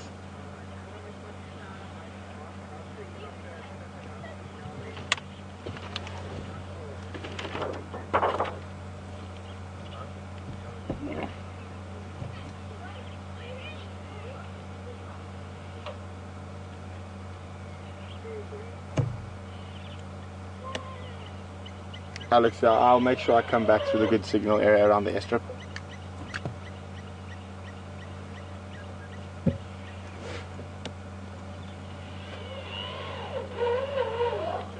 Yep.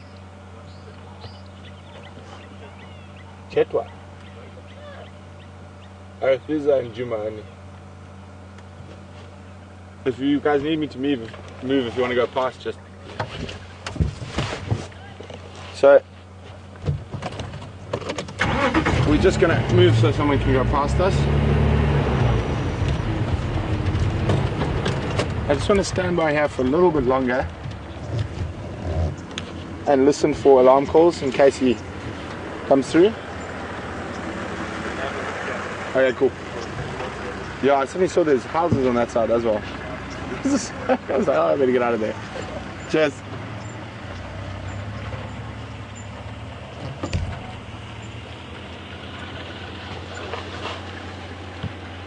So off to the right here, probably 150 meters from where we're sitting now, was the last set of tracks that we had on foot. So I'm just standing by here. Maybe something spots him.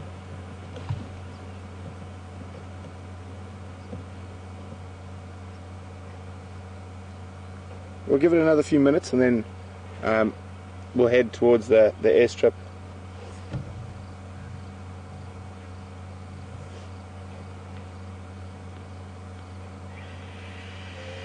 Nope. See? If you guys hear that? That's what happens when all the guests go on game drive. Maintenance takes place because you can make noise when you got no guests in camp.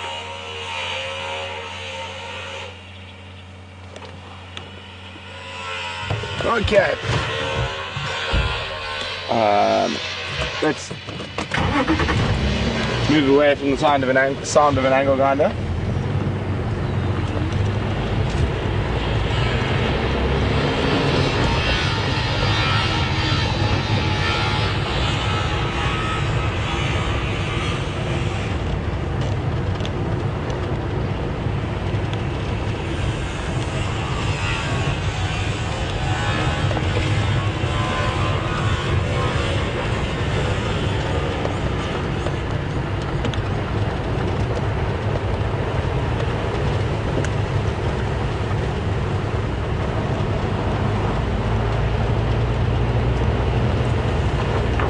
Don't know how it is that well yet. I just got to check how to get out of here.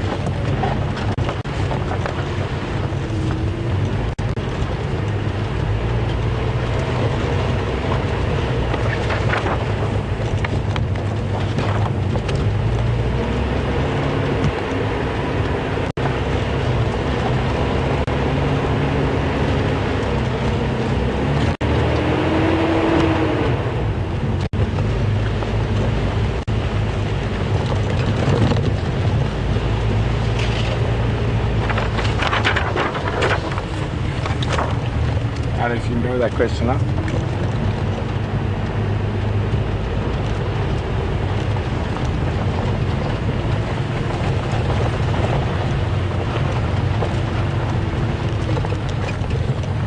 Good evening, Genevieve from New York. Genevieve would like to know, as the grasses dry out, do they have any less nutritional value? And do the leaves also have less nutritional value? With the grasses, yes, most definitely. Certain grass species will hold a better nutritional value. Your decreaser species, but most of them will lose quite a lot of nutritional value.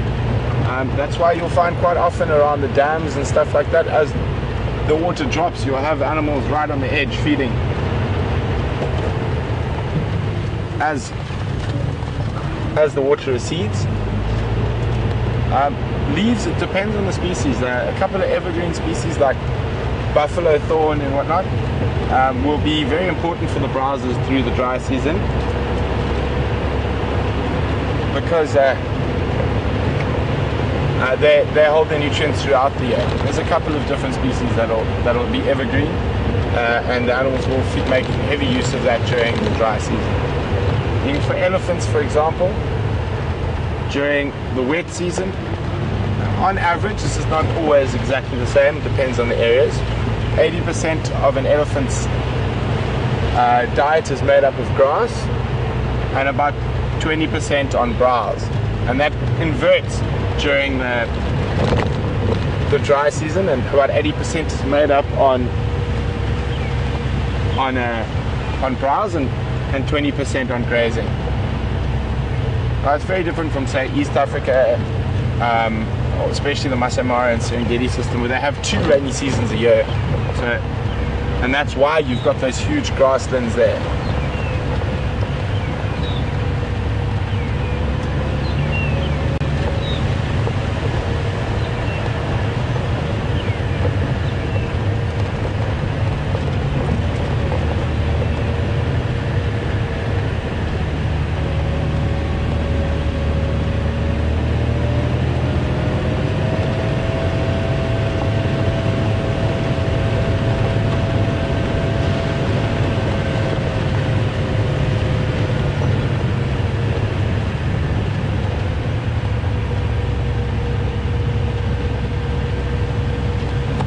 Apparently lots of people have been commenting on my bracelet. It's actually an old bracelet of mine from a very good friend of mine who gave it to me. We did a trip last year where we traveled from this part of the world down the whole east coast of South Africa to the Western Cape, and then from the Western Cape all the way up to Johannesburg through the Kalahari and the Karoo, Tembe Elephant Reserve in northern Zululand, Kafuri Umfolozi. She got this for me when we were in Kafuri Umfolozi Game Reserve. It's a traditional Zulu bracelet. Although I'm quite rough on delicate things like this, so there's a few gaps in it, and I've been trying to super glue it to keep it together. So I finished my DIY on it today, and then the glue was dry enough to start wearing it again. But I've had it probably for 9 months now. There's a really big herd of impala up ahead of us on the airstrip, bathed in golden light. Now we just need a wild dog to run out. Cheetah. Or a cheetah, yeah. That would be good.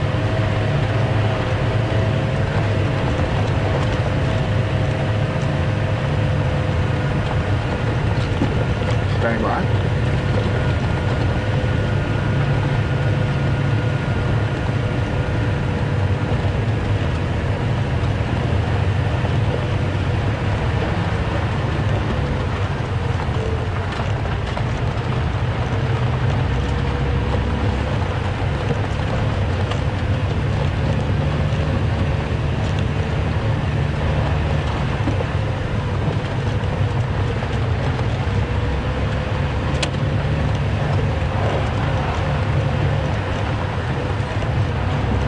Try to get to the other side of the... We should try to get to the other side of the Impala, and we'll show you the sunset.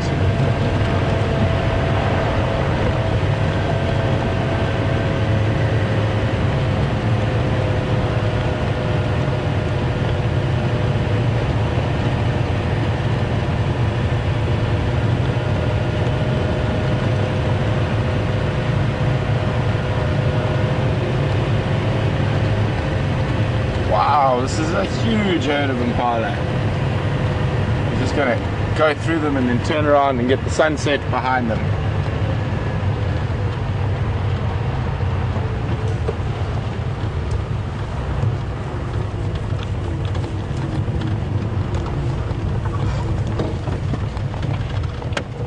Is that good there? How's that, guys? Impala in the sunset.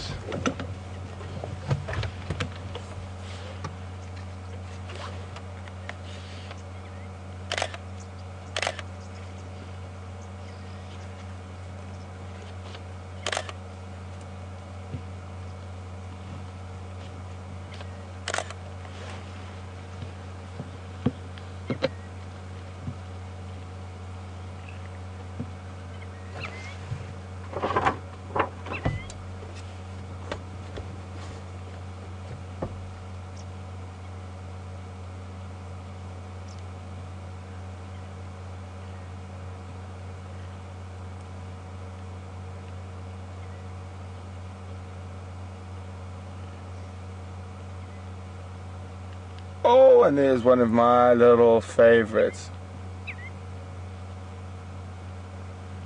Oh, apparently people are worried we're going to break the catch teeth. The drive is not over yet.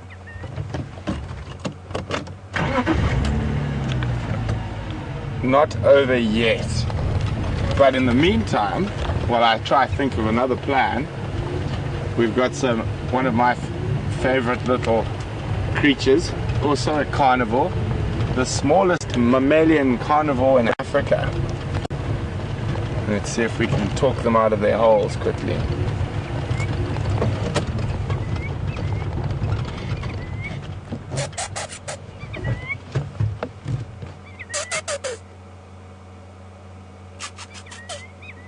Here we go.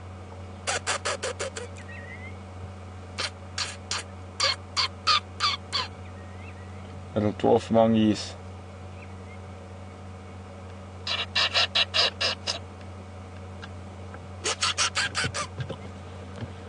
Oh, scary, scary, scary, scary.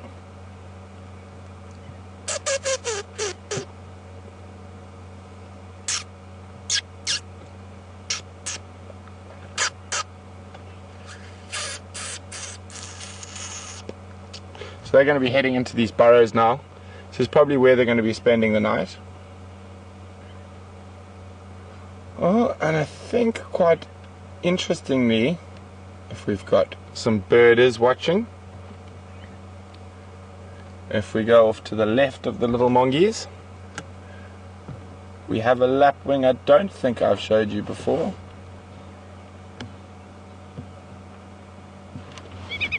Oh.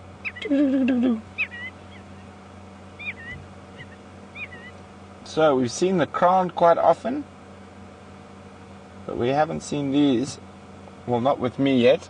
It's a lesser black-winged lapwing.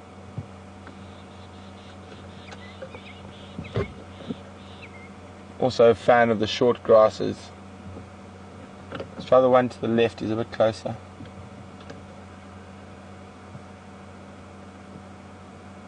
There we go, you can see him a bit better now.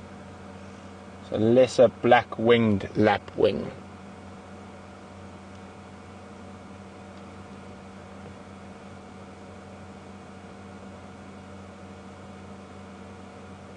They love short grasses. They're also a very big fan of burnt areas. And they migrate locally quite a lot, so especially if there's been a fire, they'll suddenly appear on the burnt area the next day.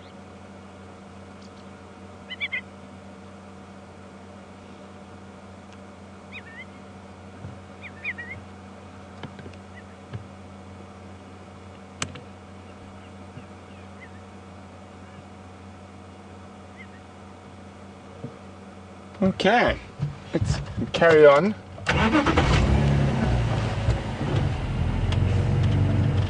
Alex, coming? Did Mark find any leopard tracks via telesite?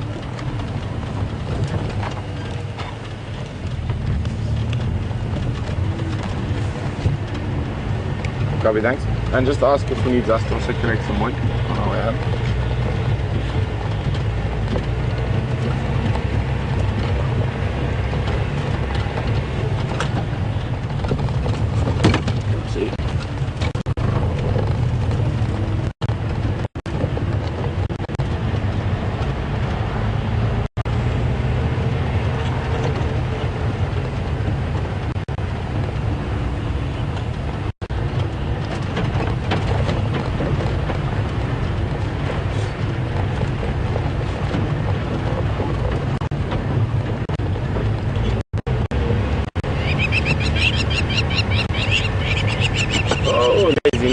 Noisy leopards.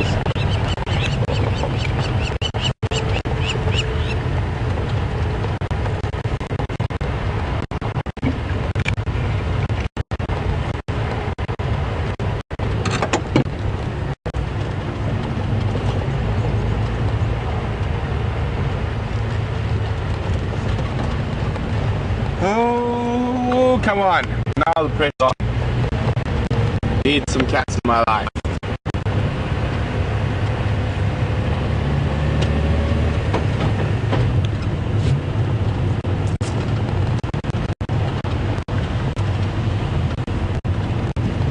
think I'm going to start making my way back towards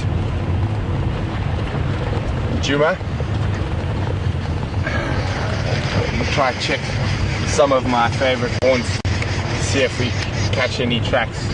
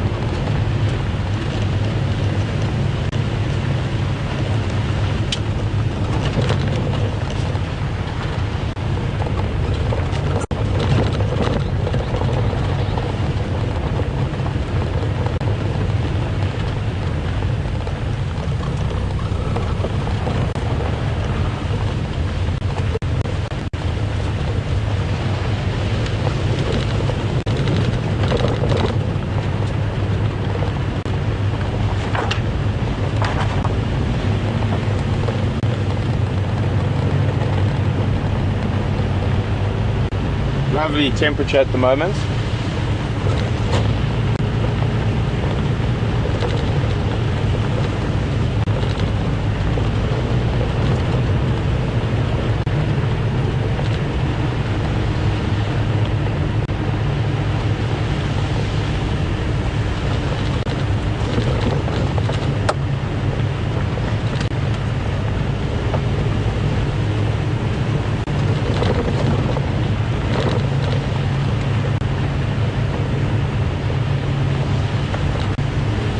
Alex, have you managed to get on the mark yet?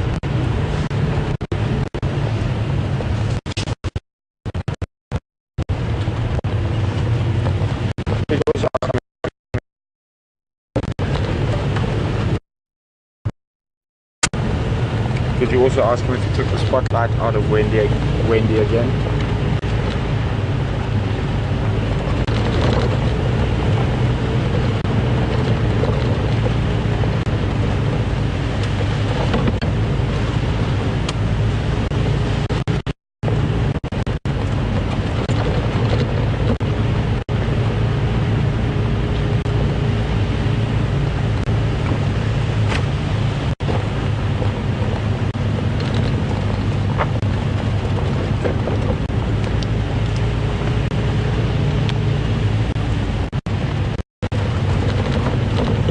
Come on, kitty cats.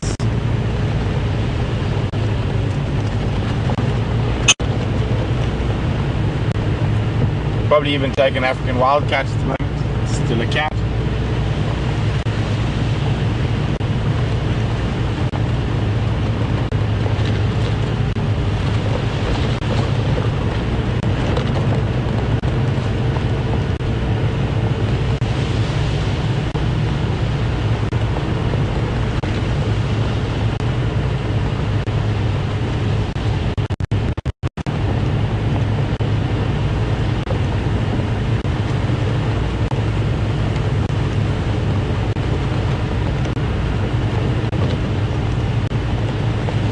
Hopefully find the cat moving on one of the roads.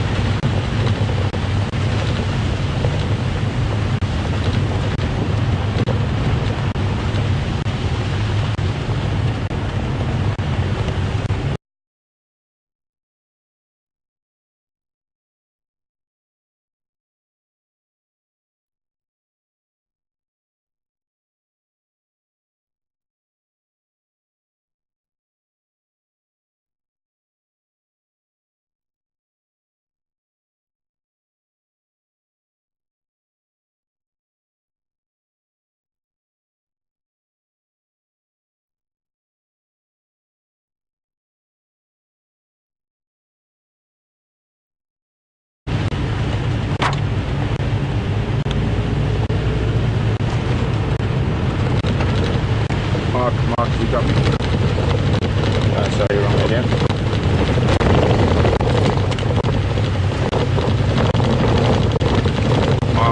Mark, do you copy?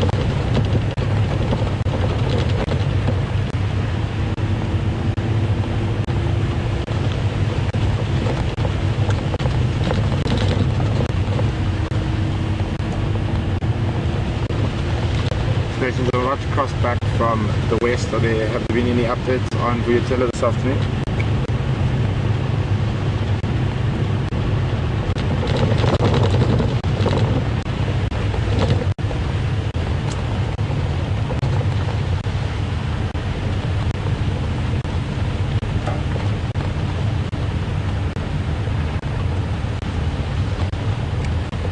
Copy.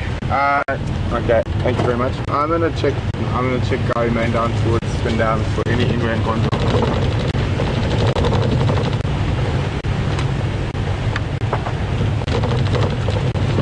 Thanks, Andrew.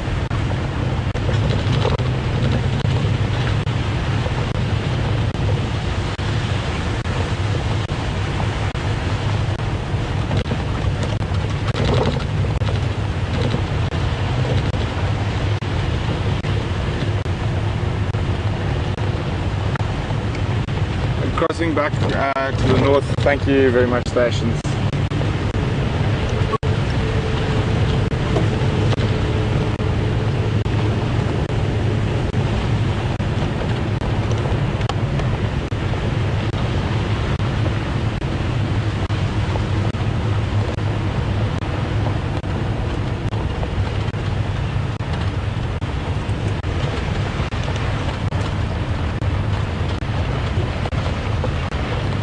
Negative.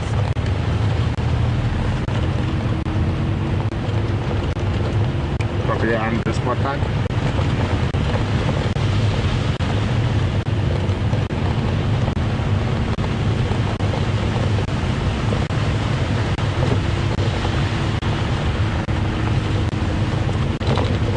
Stand by, we'll have a proper check now.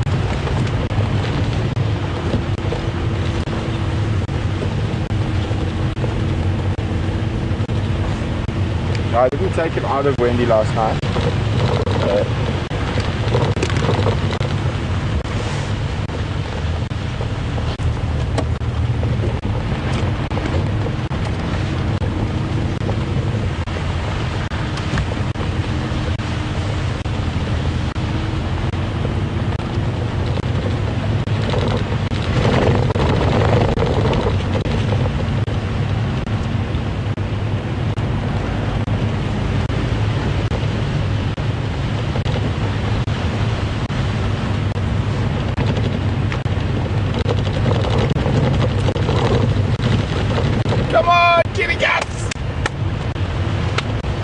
I think you should start doing a cat dance.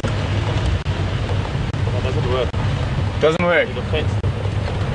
It offends them.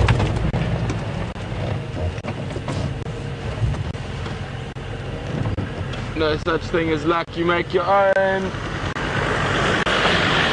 Oh.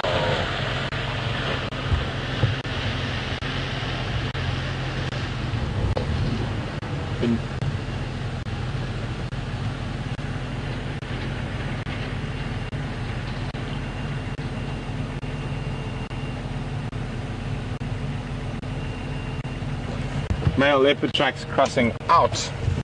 That is not what we needed. We needed tracks crossing in.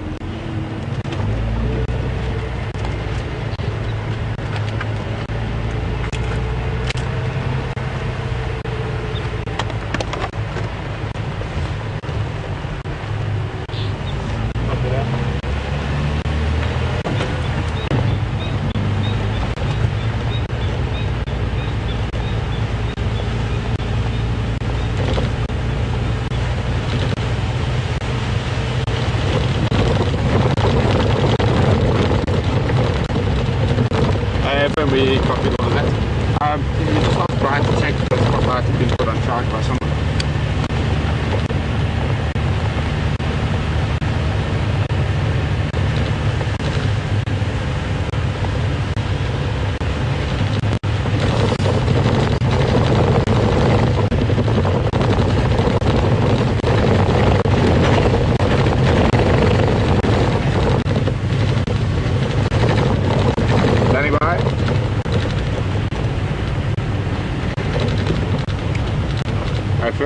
the road is the road. I can't really control that.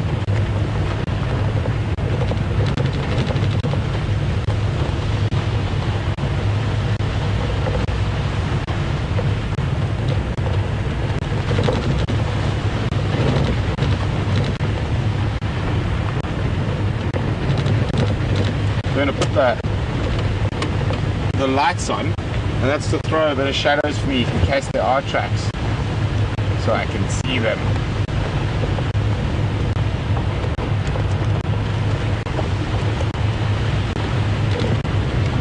Mark.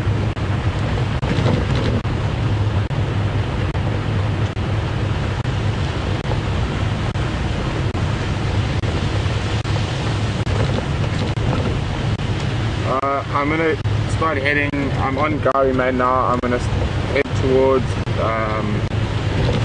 Treehouse from Shivam.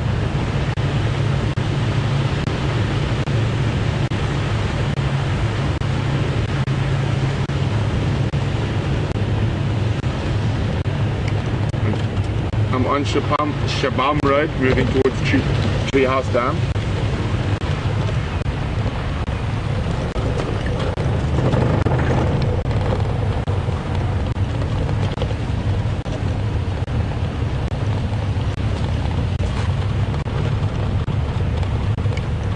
Copy, thanks.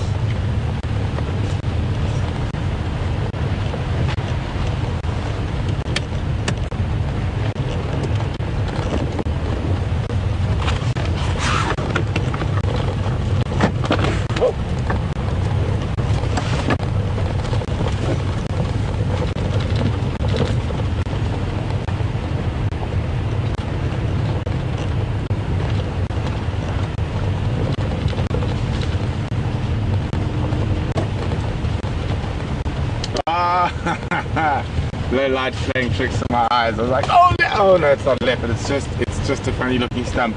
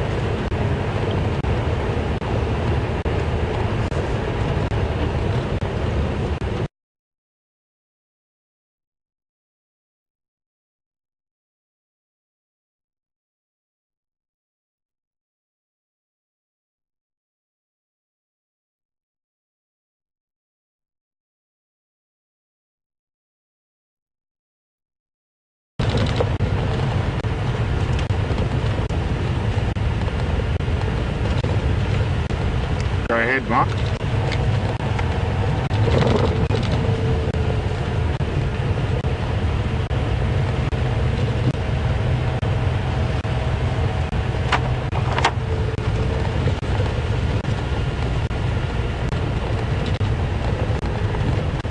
Copy, thanks. I'm nearly at Uber's Nest. What's your route going to be from there? I'm coming from Treehouse side.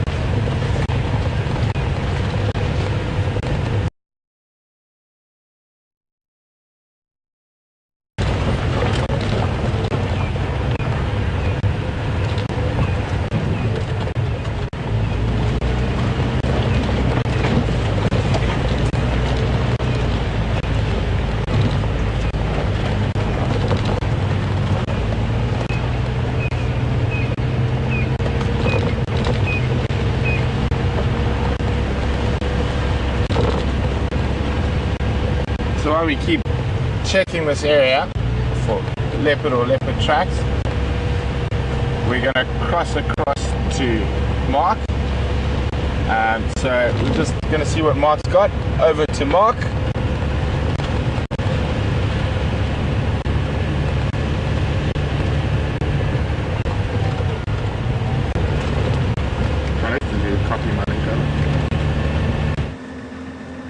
Hi everyone.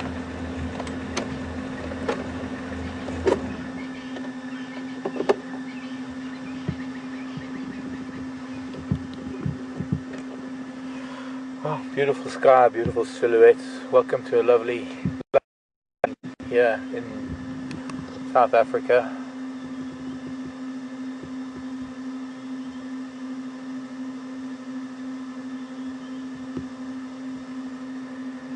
And I thought I'd come by and visit some old friends who we found a few days ago. And instead of seeing a bush baby, I'm seeing a squirrel hanging out of this hole.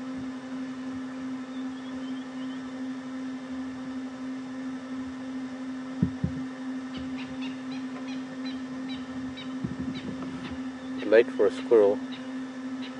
Also in a very strange position.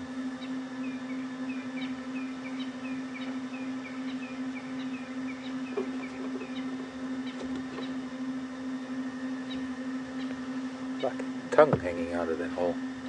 But this was a bush baby's little den, nest, hole, tree.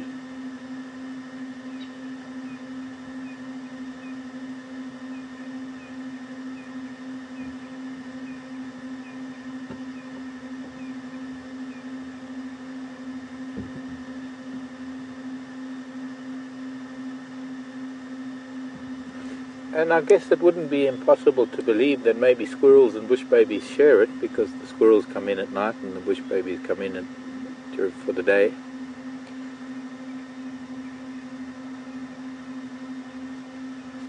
But I might have stumbled across something that I wasn't expecting, not only just seeing the squirrel, but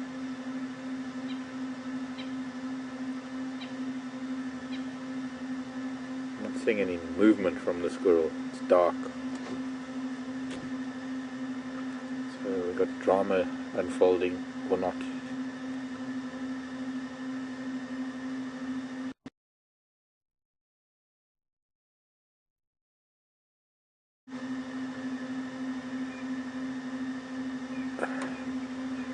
So I have no choice but to use a light and have a look.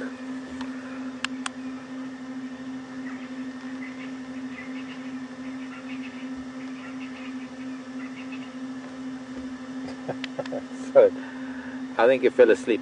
I think it was cutting off his blood supply to his head, and it was just getting a little bit dozy.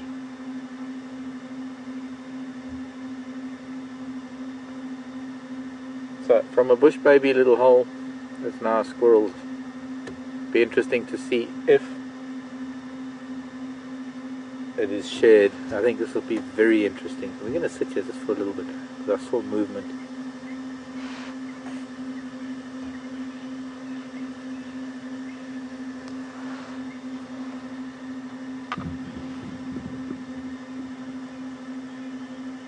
Wouldn't it be funny if a bush baby popped his head out there now?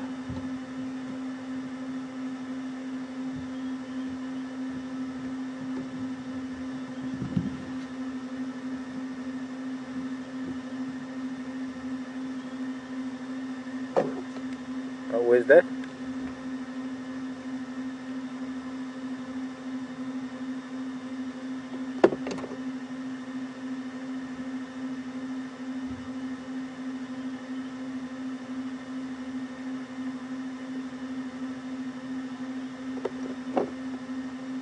Okay, copy. It's coming my way. I'm on Philemon's cut line.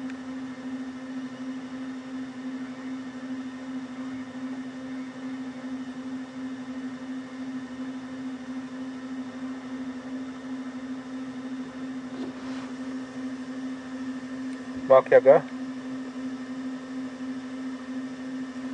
Great, and you, Andrew?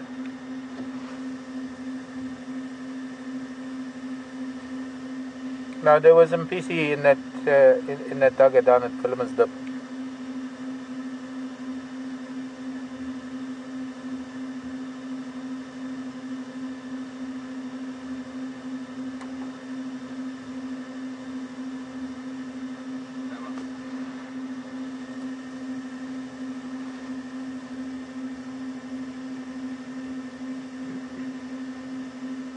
Okay, copied. Right, well, let's go and find some other nocturnal critters out there.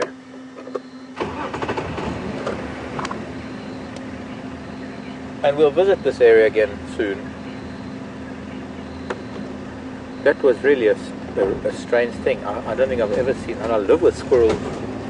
They live in holes just above my front door.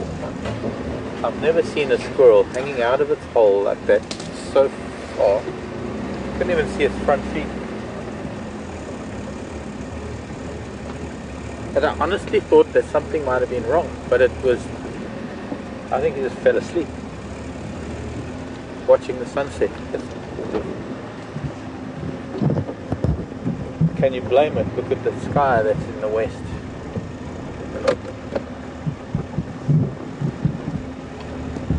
Now I have to remind you that we do have a fireside chat this evening, and quite short, in fact very shortly, I'm sure Brent is going to be heading back towards camp. Fireside chat with a little bit of a difference tonight, in that the bush is getting very dry, and our previous campsite that we've had throughout the summer, I guess what we could say is that it's a little bit too dry to chance making a fire out there on quarantine on that open area. I was a little bit nervous with it last week because there was a bit of a wind that came up, and we all came to an agreement that it's a little bit dicey having a fire out there. If a wind picked up, we would have no control over it. So we are taking a bit of caution. We're going to be making fireside chat inside camp this evening. We're going to have it at our fire where we cook our food. And Brian and I have actually just sort of built the fire and set a few things up. Brent and VM are going to be heading back shortly to go and do all the camera setup, light setup, sound setup. You know, we may build a little studio around the fire. It might even be easier, who knows?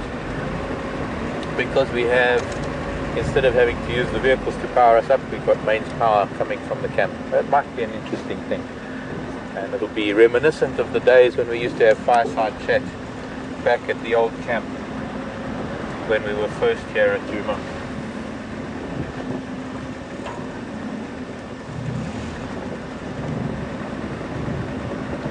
Brent was here just recently, just a few minutes ago. Oops, floppy. He said there was a hyena down here in Philemon's Dip lying in the mud. Let's see if we can catch it for her. Still here. Hot day like this, you expect to maybe find hyena lying up in mud. And no, not here. It's gone.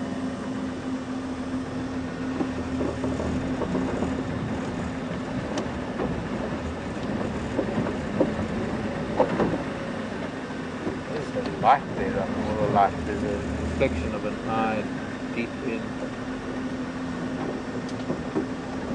but it can't be hyena, it's too small. Oh gosh, it is. How did I miss that? Well, 10 points to Brent for finding it. Hello, hot hyena. Is that good? I don't want to shine too brightly on the hyena. And I'm going to find a way to put the light on there. A little bit of that, and a little bit of backlighting with it.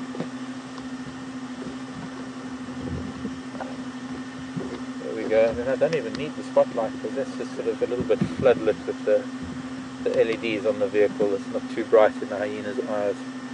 The camera can do the rest of the work.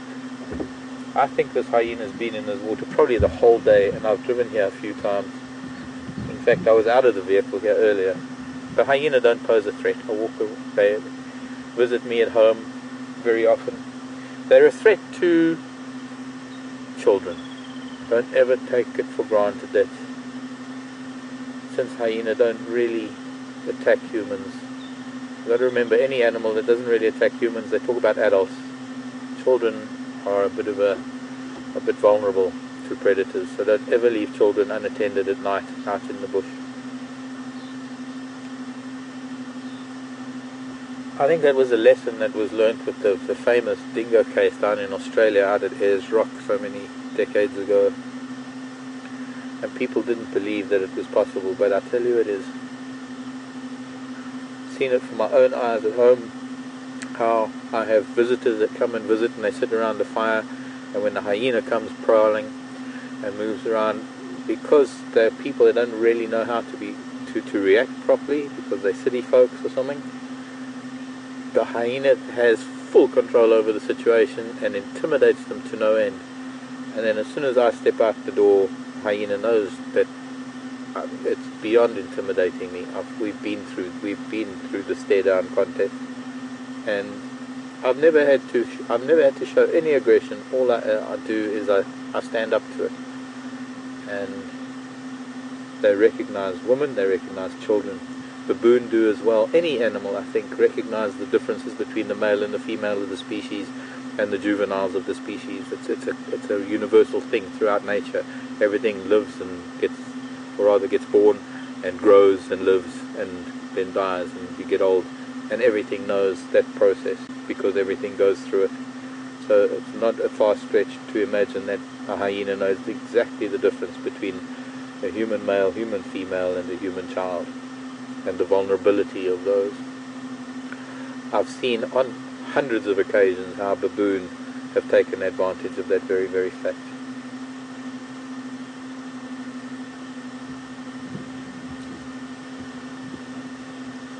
And hyena. Maybe not hundreds, but many occasions with hyena. Well, best place to be, I suppose. It's only really on hot, very hot days like today. We are good half hour after sunset. The temperature's got to be still, I'd say maybe in the high 30s. Brian, what do you think? I mean, for Brian to be still in short sleeves after sunset this time of year, I think shows how hot it is. It's still cooking. It's still, there isn't a breath of wind. I think that's part of it, right? And it's humid. It's got to be a good 32, maybe even higher degrees Celsius at the moment. Where's that? Pushing on 90 maybe. I'm not bragging and I'm not complaining. I mean, I love it. It's my world, but it means something. There are things. Apart from the fact that there's this huge bank of cloud that has appeared in the southeast that might prove to bring something overnight. So I want to leave this child sleeping, because all we're really doing is just disturbing the poor thing. And well, no, we're not. I wouldn't say we're disturbing. Wrong word to use, because if we were disturbing, it wouldn't have curled up and gone back to sleep. I don't like disturbing. I think a lot of people have to know that I don't like disturbing. But there's no point, or rather, we're not going to sit here and watch sleeping hyena in the mud. Let's go and see if we can find someone else that's waking up at this time of day.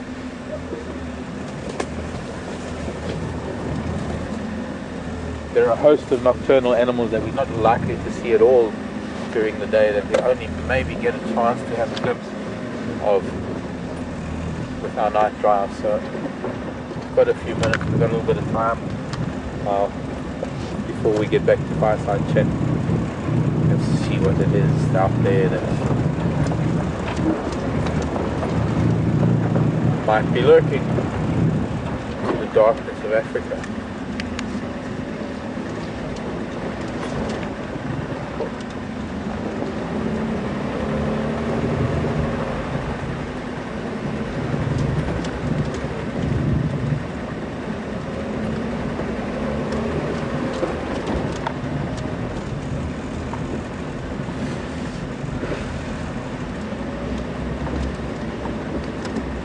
Fortunately for us, the flies that have been plaguing us all day, all of us, are diurnal and they don't fly around at night.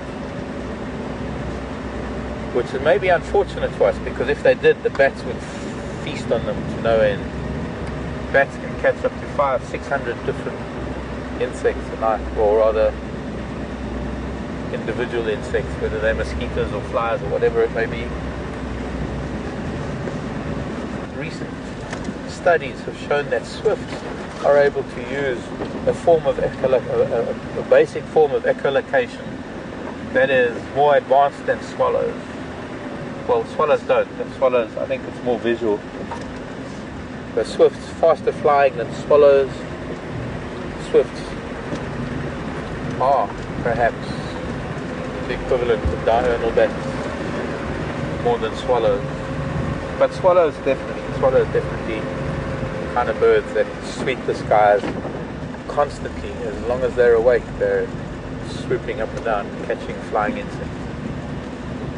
Oh, something in a tree. It's a bush baby. You can see it from here, the way it's jumping through the trees. Did you get the eyes? Yeah. And Jigger just died on me.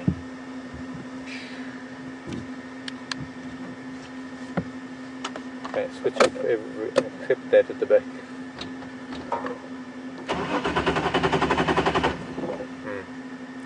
Jigger's dead in the water. Engine dies like that. It is something that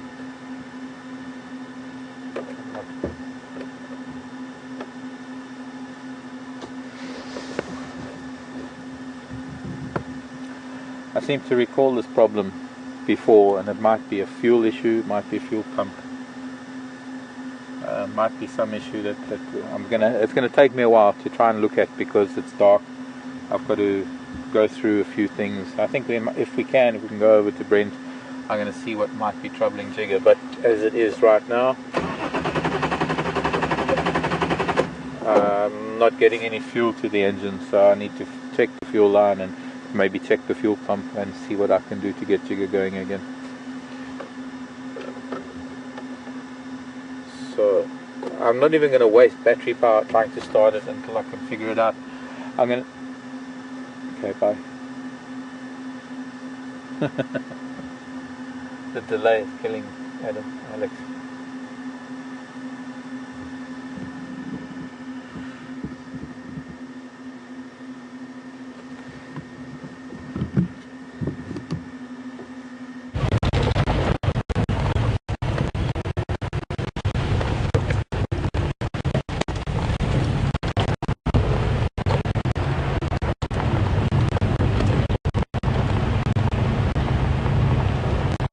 Welcome guys, we're just, I'm checking one of my favorite leopard areas, as long as it's a drain line, and we haven't given up yet. There's still a chance, there's always a chance. If you're not out there, you're gonna find him.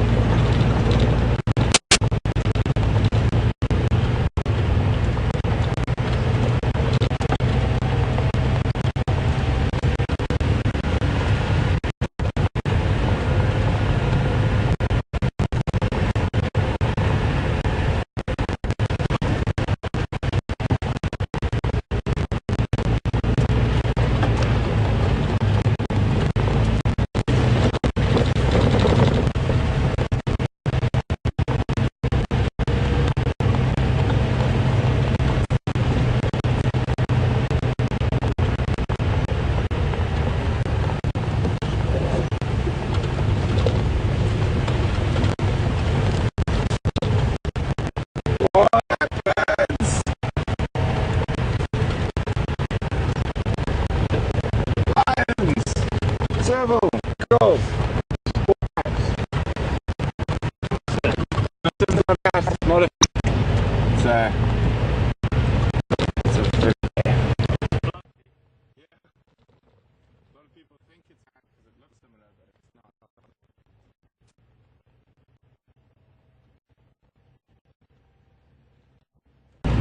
Oh! Calling all cats.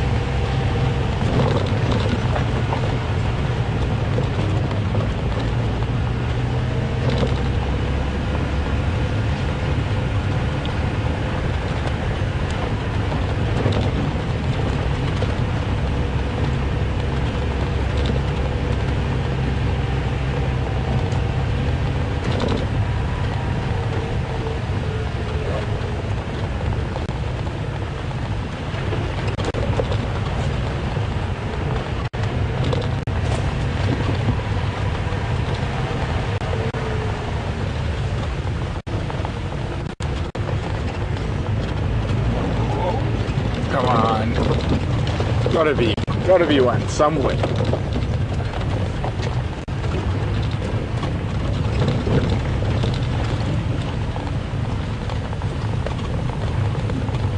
Oh,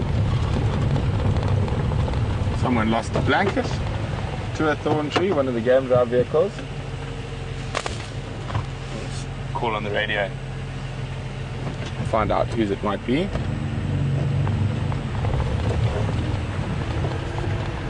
No, that's very good. Check down here quickly. Where's a good spot?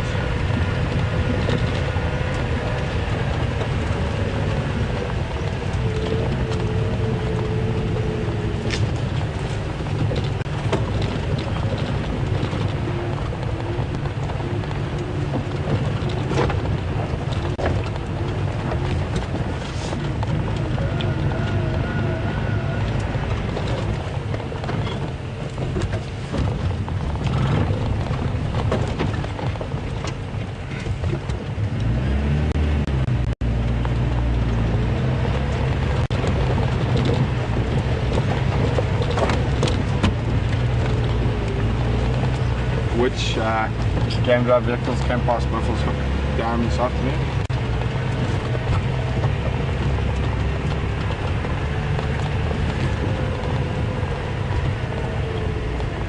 On the eastern side, the Torchwood, I've found a blanket attached to the knobthorn.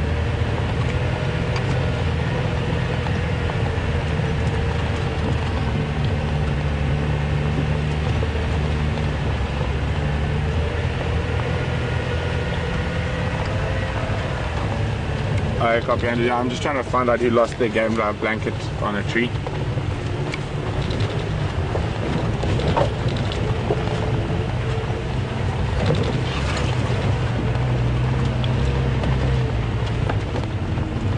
Copy.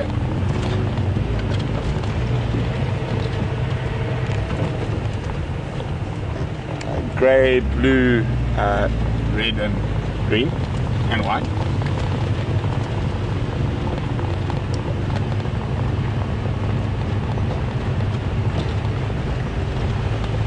Copy. No problem.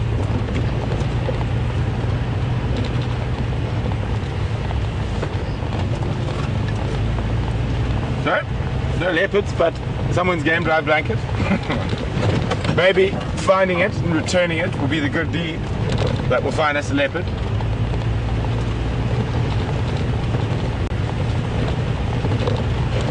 I haven't given up yet, don't worry. While there's still a chance, I'm still looking.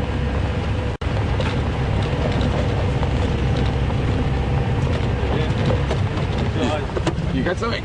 Yeah. Okay. Come on. What did you get?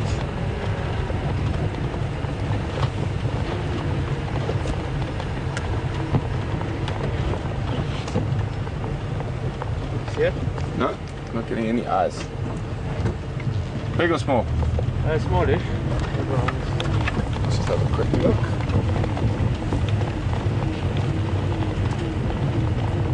Could have been a little Janet or civet.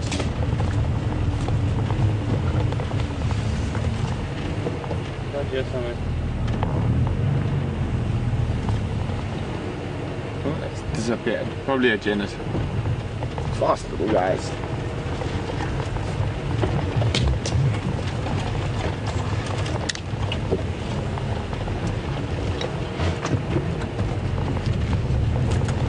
So, VM's also shining his torch behind me. We're trying to double our chances of spotting something.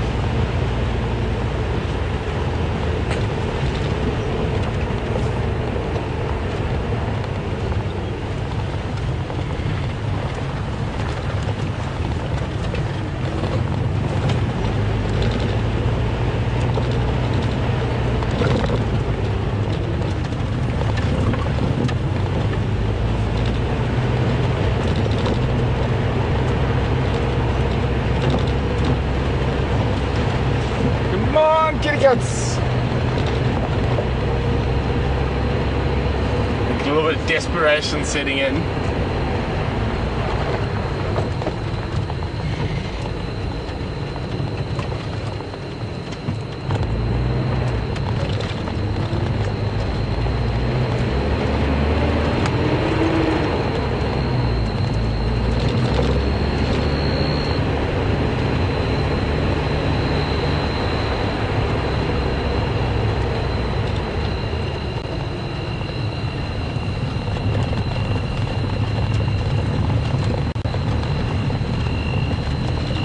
Quick shoot out here, turn around, head west.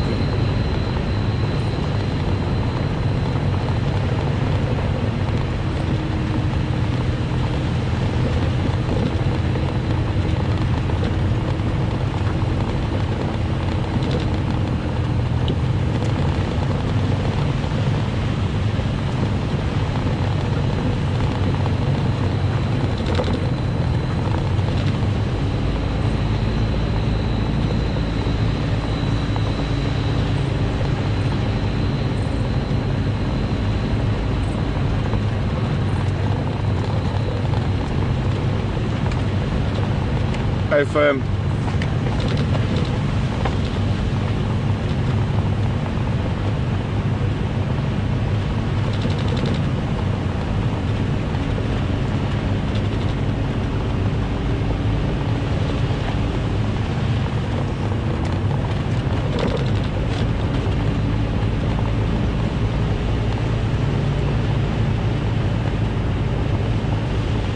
That's why we're checking the boundary so extensively.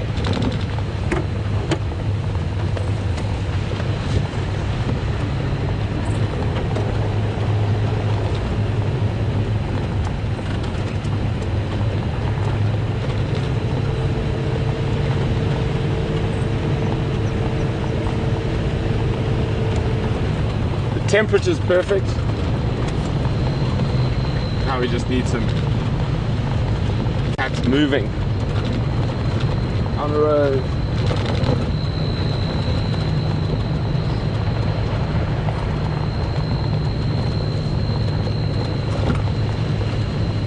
Oh, look at that moon and Venus.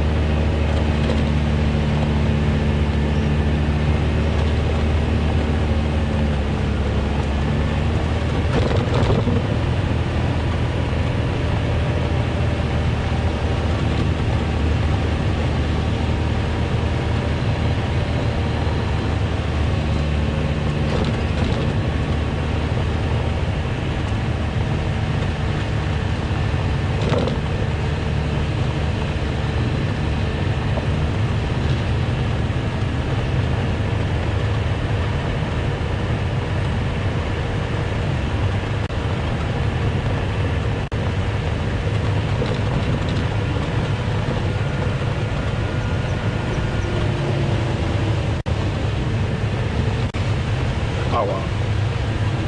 Come on.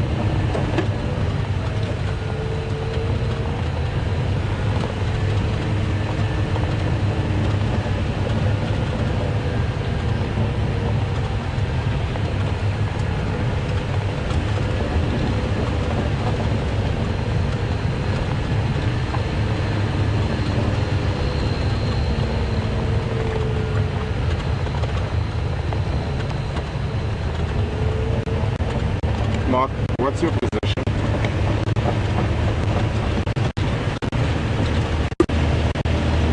Yeah, copy. I'm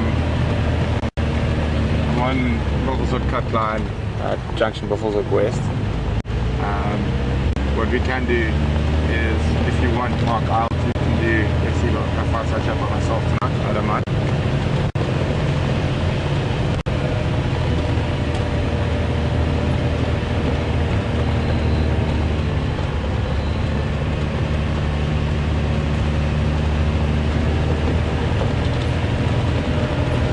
Hi fam, I do realize that. Do you have a tow rope in Jigga? I'm not sure if you've got one in Wendy.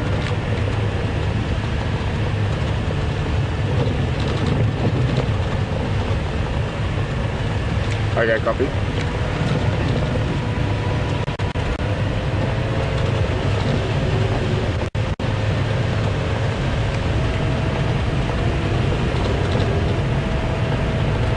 Good copy, I'm on my way.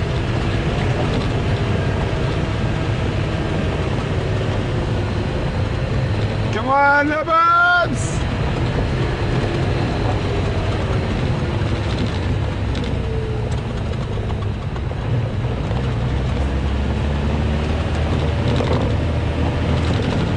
What's that in there?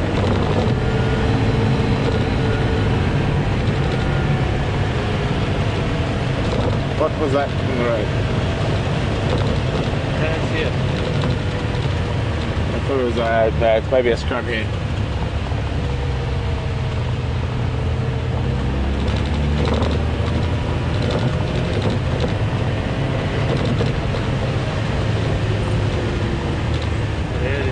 Yeah, scrub here.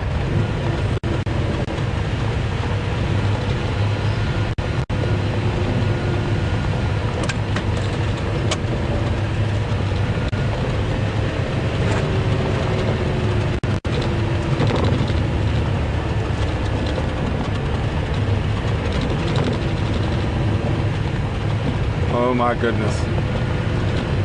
I have covered the majority of both properties this afternoon. I have not found a leopard. This is terrible. It's not over yet though. 5 minutes. It's never over, guys.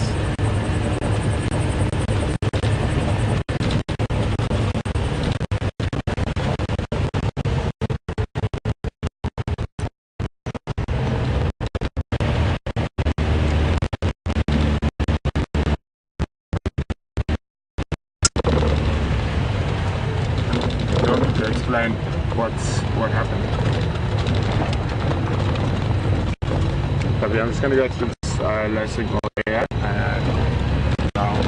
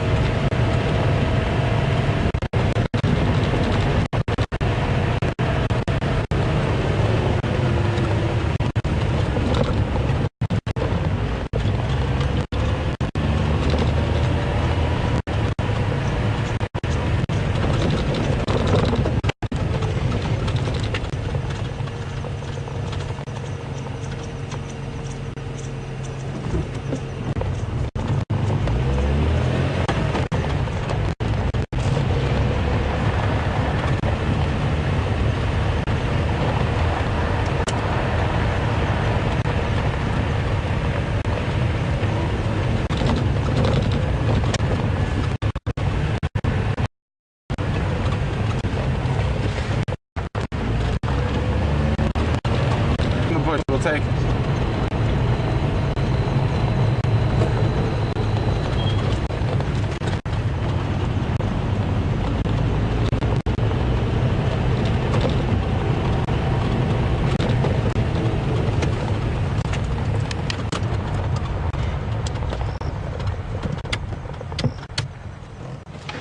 Oh. Well guys, unfortunately it looks like the streak is over. But we'll be back on it and start a new streak tomorrow. from myself and VM, thanks very much, and Alex and FC, we have to go off to help Mark. His vehicle's broken down, so we've got to have to pull the other vehicle back to camp. So there is a possibility FC will definitely be late, and there is a possibility it might be cancelled. So just keep a watch out on what's happening there.